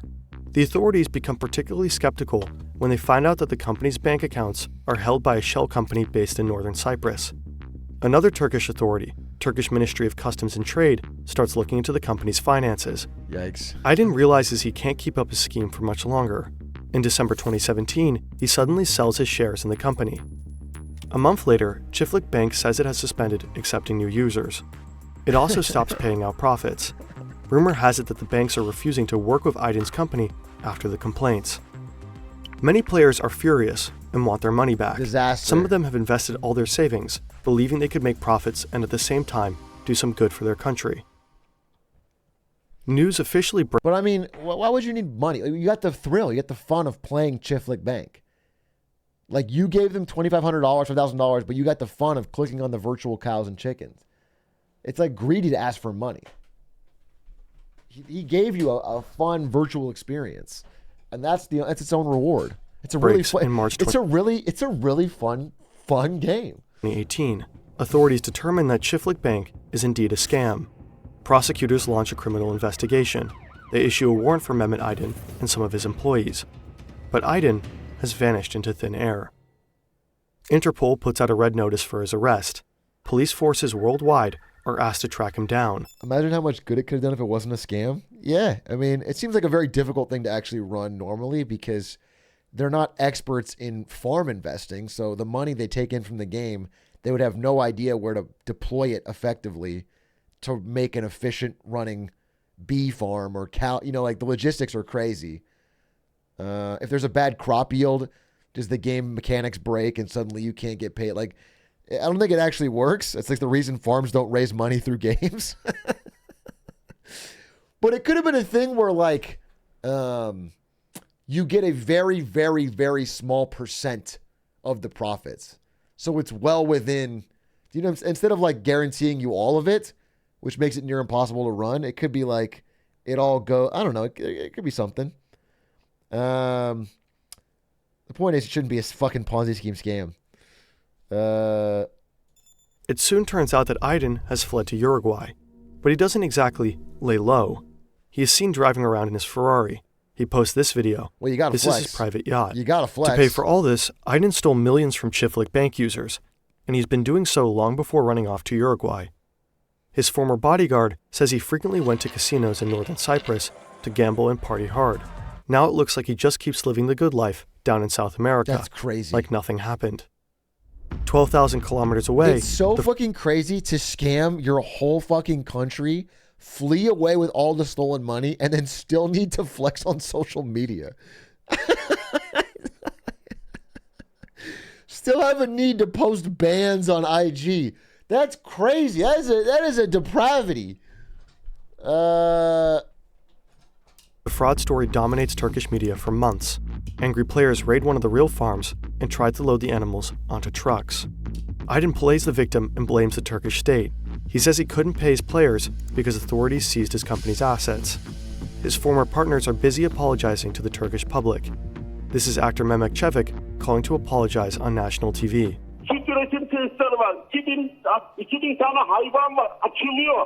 Then the buzz around Aydin slowly fades away. In January 2020, private investigators figure out that Aydin may be hiding out in Brazil. A year and a half later, Aydin ultimately turns himself into the Turkish consulate in Sao Paulo. Okay, I was going to say, there's no way the good people of Brazil would let this man hide amongst them. They would fucking catch him. And it sounds like they did. Heroic. Paulo. He's arrested and flown to Turkey 2 days later. A mob of journalists is waiting for him when he arrives in Istanbul. He's taken to court shortly after. Mehmet Aydin and his accomplices are facing long prison terms. And by long, we mean really long. Aydin is looking at a total of 89,000 years in jail. His Ferrari and yacht have been seized by authorities in Uruguay. He fled with $80.5 million, 322 million lira, in cash. He returned with just $13 in his wallet. It's absurd that Aydin was able to embezzle hundreds of millions of dollars in such a short time, while no one... It's so funny how his life changed because he rapped badly near a game developer one time. He could have been just a normal kid in Turkey, had some friends, but he spit a bar that some game dev liked, and now he's a fucking international fugitive in jail with no money for the rest of his life. Really questioned his rather unconventional business model. An entire nation believed in the seemingly groundbreaking idea of this seemingly innocent, boyish man. Supporting your country's economy by gaming and getting rich along the way sounded like a tempting offer, and many people blindly accept it. The golden rule of too good to be true holds true yet again. Fire video. I love Fern's videos because he don't stretch it out. Bro gets to the point. I respect it. Yeah, that was a solid fucking, 7 minutes? Got the whole story down? Someone would have done that in 45 minutes on a different channel.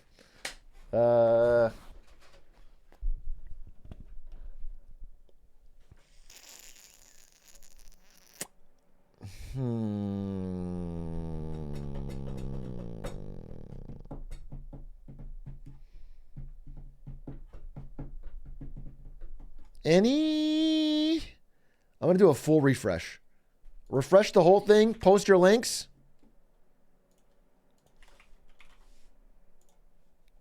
A full refresh?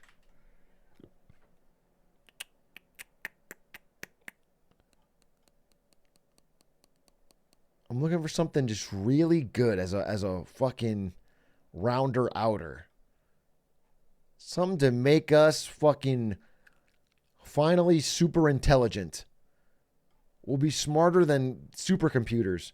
The greatest legal casino heist in history. By Run the Numbers. 15 minutes. An amazing legal casino heist. That video is so good. Exporzy vouch? Fuck it. We ball. January 2012. Wait, 1 second. We fucking ball. Wait.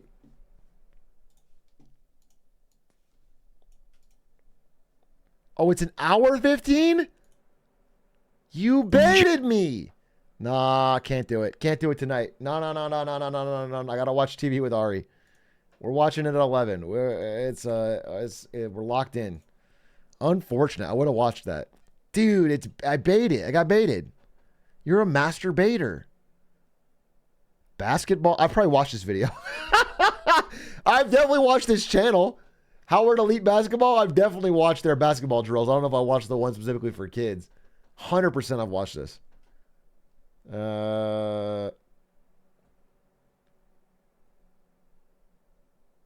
Top 10 smoke spots in Dark Souls. What's up? It's Mick, and today I'll be ranking my top 10 smoke spots in Dark Souls 1.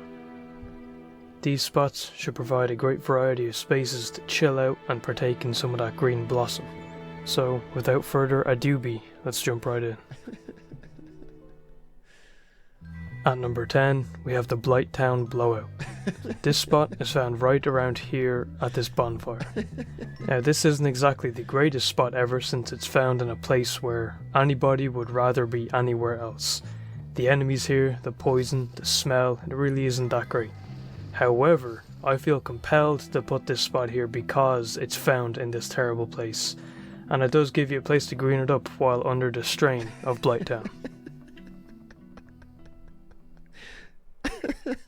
At number This is 9, like what YouTube is truly made for.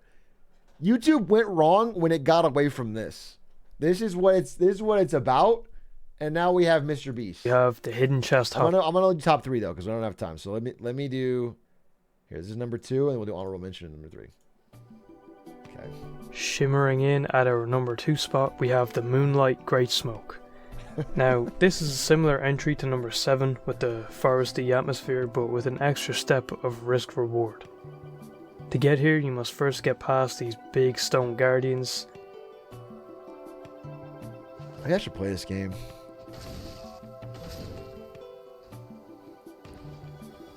and then beat the Moonlight Butterfly boss. But once you're here, you can revel in the atmosphere of the trees below, and take some tokes under the full moon above. But this didn't earn spot number 2 for atmosphere alone. Legends tell of a myth that if you possess the Moonlight Greatsword while smoking up in this location, Lord Gwyn himself will bless the doobie with the power of the first flame, so that it never has to be relit and it never gets sideburned. How true is this myth? Well, I don't know. You'll just have to moonlight up a fat one and figure it out. But what I will say is, some myths are certainly steeped in the truth of a good high. How'd you find this? How many views does this have? Now, before I reveal my number 1 spot, number 1. I do What's need to number give 1? an honourable mention to the Hidden Hot Box. Of course. This spot, as the name would suggest, is not easily found and reached, hidden behind a secret passage in this fireplace. Oh dear God, the hidden hotbox. You'll find the stairs down to this spot. It is said that this room was constructed by smoke ninjas and wizards of old, and has been imbued with the magic properties which allows this room to be effectively hotboxed with merely a couple of puffs. So, if you get a few doobies going at once with a good blunt rotation, this place will very quickly turn into your very own Mary Jane St. Helens.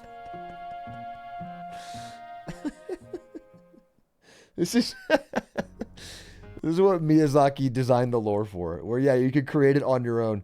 They leave it vague in game so that YouTubers can put it together. And finally, bestowing in at number 1, we have the ancient dragon Ailment Drag. For me, this has to be spot number 1. Firstly, this area in Ash Lake is just absolutely breathtaking. So to be able to sit here and admire all this anytime you want while getting fried is just unbeatable. I mean, you do have to traverse through Blighttown and through a big ass tree to get down here, but trust me, it's all worth it. And besides, that means those who do get down here are the ones who are dedicated to the chill out. And, I mean, really, what an area. And about the namesake of this number 1 spot, that of course comes from this little corner over here where you'll see the Everlasting Dragon.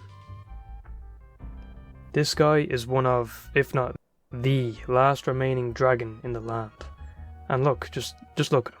Does he look anxious to you at all? No. This guy is the master of relaxation. And not to mention, being everlasting has given this guy many, many years to culminate wisdom. And that's why I always call this the ailment drag. Because if anything has got you down, or if you're stressed or anxious or anything like that, all you need to do is sit down with this guy and share a good old doob. And he'll start spitting wisdom beyond his years. I have never encountered a problem or situation that this guy couldn't help me get over. This is phenomenal. When is this video from? This is a month ago? I think this was fucking 20 years old. This is a month ago?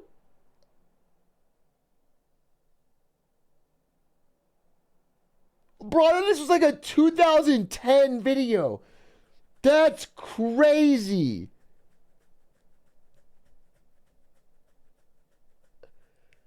Holy shit, YouTube still has it. Bro, this is bigger than like all my videos. This is a 9,000 subscriber channel, bigger than most of my videos in a month about smoking weed. It's so peak.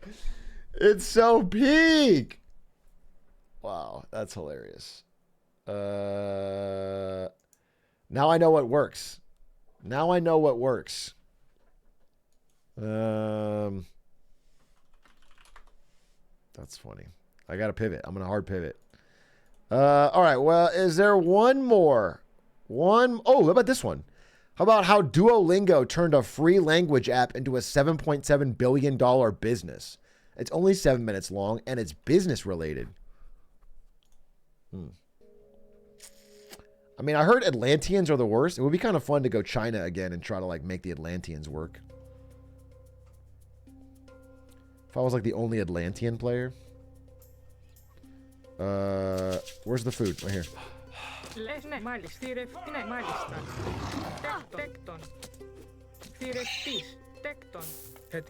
Alright, get out there and find me some food.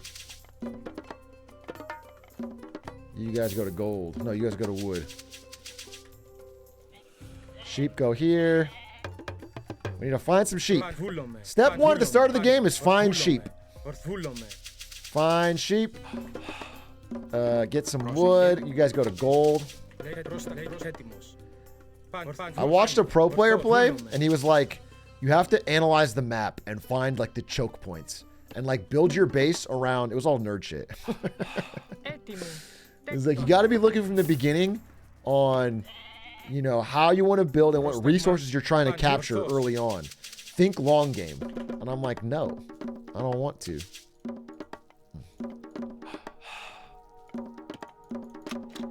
Two on gold. Back to food. Just rush. Well, that's what I'm going to do. So what I'm going to do this game is I'm going to use Zeus's ability to get centaurs in age 2. And I'm going to rush the shit out of centaur. Oh, nice. Sheep. Nice. 2 sheep.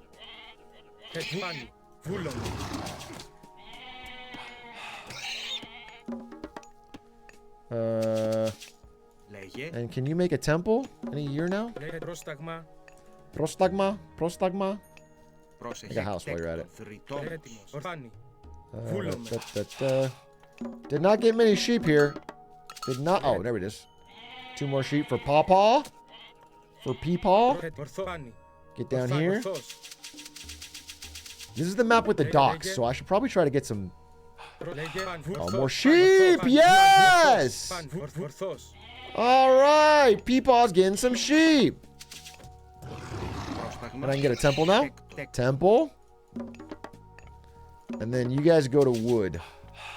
Well, no, get some trees. And if I did this right, and I like to think that I did, I should be able to hit age 2 very quickly. Very quickly I can hit age 2.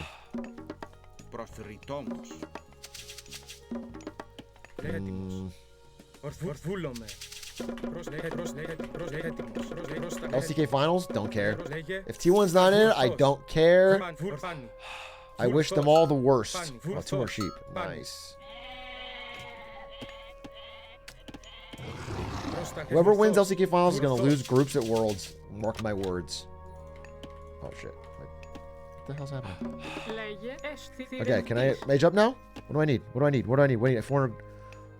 Cancel. H2. Hermes. All right, we're doing it. A 3-minute H2. Look at the speed.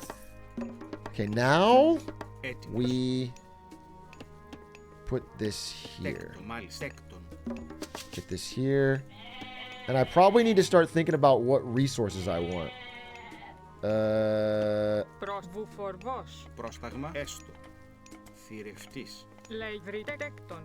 I need to put you guys on here. You guys on here. Don't die, don't die, don't die, don't die. So this guy's probably going to rush me because he's fucking Norse. And the Norse love to rush. But all I'm going to do is get fucking centaurs. Can you start filling this up? And we'll start upgrading that. And everything's looking good. Get on the sheep. And get some of these berries. Tasty berries, please. I got a centaur. I got it. All right, so get centaurs. I need wood, and I need this. I need lots of wood. So everybody pivot. All in. I need a hero. I need a hero. I need a hero. Like, call me Shrek the way I need a hero. Okay, where's my score? Where's the score? Where's the score? How do you... Oh, there it is. Okay. Wait, he's way ahead of me, but he's still age 1. He's still age 1. I need to fucking harass him. I can't afford anything! Dude, I'm pissed off now. Just give me more wood. I stole a sheep. I stole a sheep. I stole a sheep. I stole a sheep. He's still age 1. I gotta harass him! Where's his villagers? Where's his villagers? Where's his villagers? Alright, he got to age 2. He got to age 2. Fuck. Run, run, run, run, run, run, run, run, run, run, run, run, run. Well, my advantage meant nothing. My advantage meant nothing. God fucking damn it. Okay, doesn't matter. Doesn't matter. Doesn't matter. Doesn't matter. We're doing great. We're doing great. Just keep chopping trees. I got Heracles. I need to get all the relics. Grab the relic. Bring it back. And just start making these. Yes. All I need is as many centaurs as I can get. And then we start harassing the shit out of them. Put this. I got the relic, right? Can you put the relic in the thing? Or how does a relic work? I don't even understand.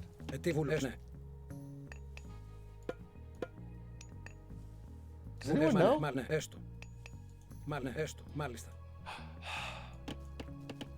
How do you, what do you use a relic for? I actually don't know. I was gonna pretend like I did, but I don't. Tecton, tecton, tecton.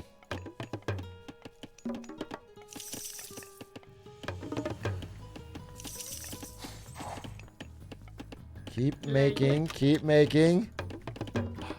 You're on here. And make a farm while you're at it. I need another temple. I'm gonna do double temple strategy. I'm doing double temple, folks. Get on this. Get on this. Okay. We need to harass his ass. Put it in temple passive buffs. That's what I thought, but he can't put it in. Oh, there it is. Okay, there it is. There it is. Alright, now apparently the trick is these centaurs are just so annoying. They just kill villagers like crazy.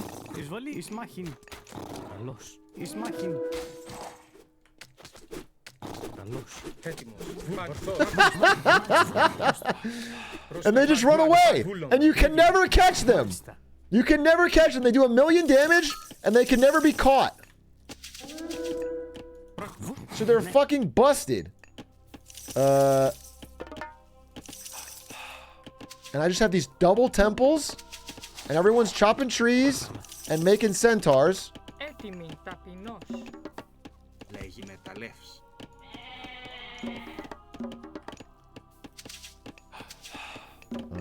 have plenty of food. We're good. Everything's good. Everything's good. Just need to keep making centaurs and keep harassing his wood line. And if I keep doing that, I get more ahead, he gets more behind. And I just get more and more centaurs. And then when I'm enough ahead... Oh, fuck. No.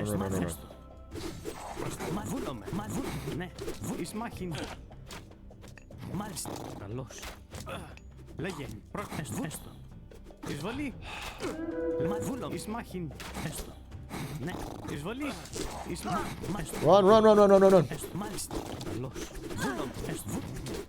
More villagers dead. More villagers dead. More villagers dead. Keep making them. Keep making them. Keep making them. Keep making them. Keep making them. Keep making them. You run here. He's just chasing me. He's chasing me, and while he's chasing me, we run over here. We're just harassing him from all sides. Keep making. Keep making. Keep making. Keep making. We need more. We need more houses. We need more houses. I'm out of wood. I'm spending all my wood. Oh, he's got a dock. Oh, I fucked up. He's got a dock.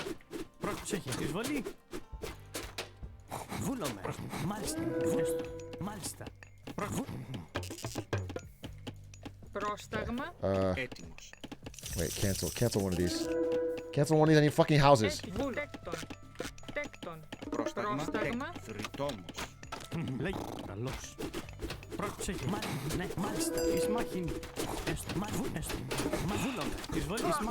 Lightning bolt, lightning bolt. Ooh! What? What about that?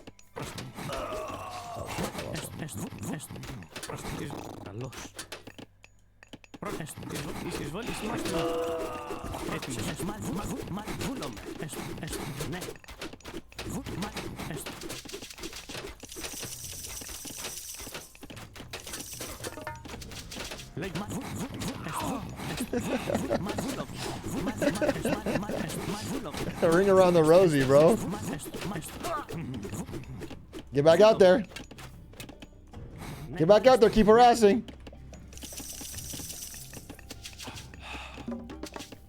We just need more and more and more wood.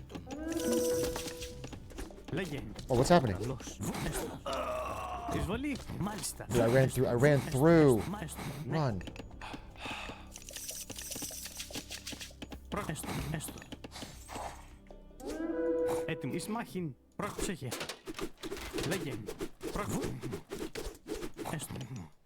Oh shit. Wait, he's building the exact counter and everything I'm doing, and I might lose. This is not working as well as I thought. This is not working as well as I thought. What happened to my hero? I have him somewhere. Where's my hero? Oh, he's hiding right here.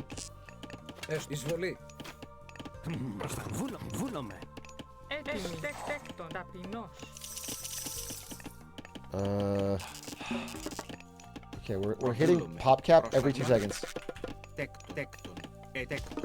can win this. I can win this. Listen, I obviously have not harassed him nearly enough. I need to harass him way more. Oh, fuck.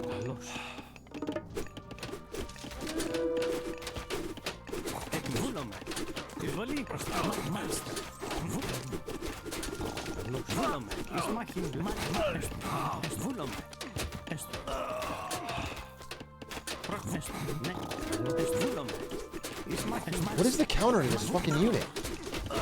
It just destroys me.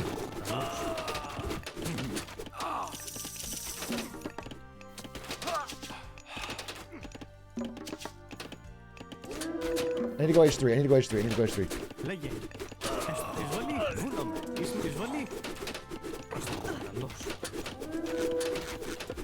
Ah!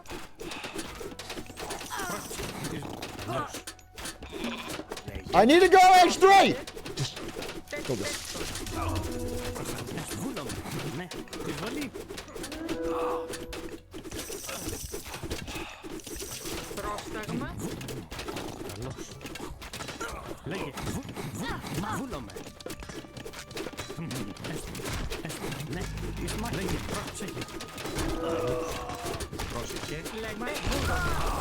Oh, I'm just losing. I'm just losing!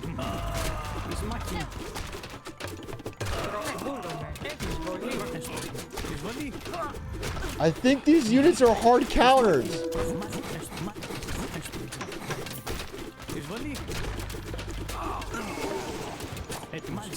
Son of a bitch!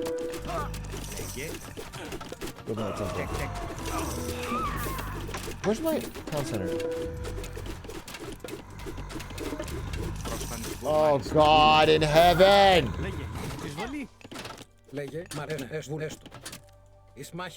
This is bad. Alright, I lost. Fuck, dude! This didn't work at all. It didn't even hurt him. And now all my trees are turning into fucking enemy trees and they're on fire. Alright. Well played. I got outplayed there fucking hard. I didn't know there was a counter. Let me view map. Dude, he also did this. Another thing I gotta do is I gotta destroy the boats. Last game I did this. If you don't destroy the boats, they just get so far ahead of you economically. Yeah, I couldn't hurt his econ due to boats. That's a big point. I couldn't harass his food because he didn't even have to. He wasn't even getting food out of the map. Like he didn't have to go out here to get berries or hunt or anything because he got it all from. Oh my God! I really had to get the boats. Damn, that was stupid of me. But he built a Kraken, so it would have been tough. I have to go for the boats. Good to know. No, I have to go. I have to go watch with Ari, but it was fun. Anyway, that's the strategy that normally works, but I got completely owned. Thanks for watching. Game's really fun, by the way, if you ever want to check it out. And I'll see you on Monday. I'll be gone tomorrow. Sunday's off to work on Marketing Monday and spend some time. Is Linkus live? I'll raid Linkus. It's almost his wedding. Yeah, I'll raid Linkus 7. Go watch him. Wish him a happy wedding and also tell him to do the pre-wedding Hitman Horse. We were going to do a wedding edition Hitman Horse next week before his wedding. Give him some love. All right, bye, everybody. Good night.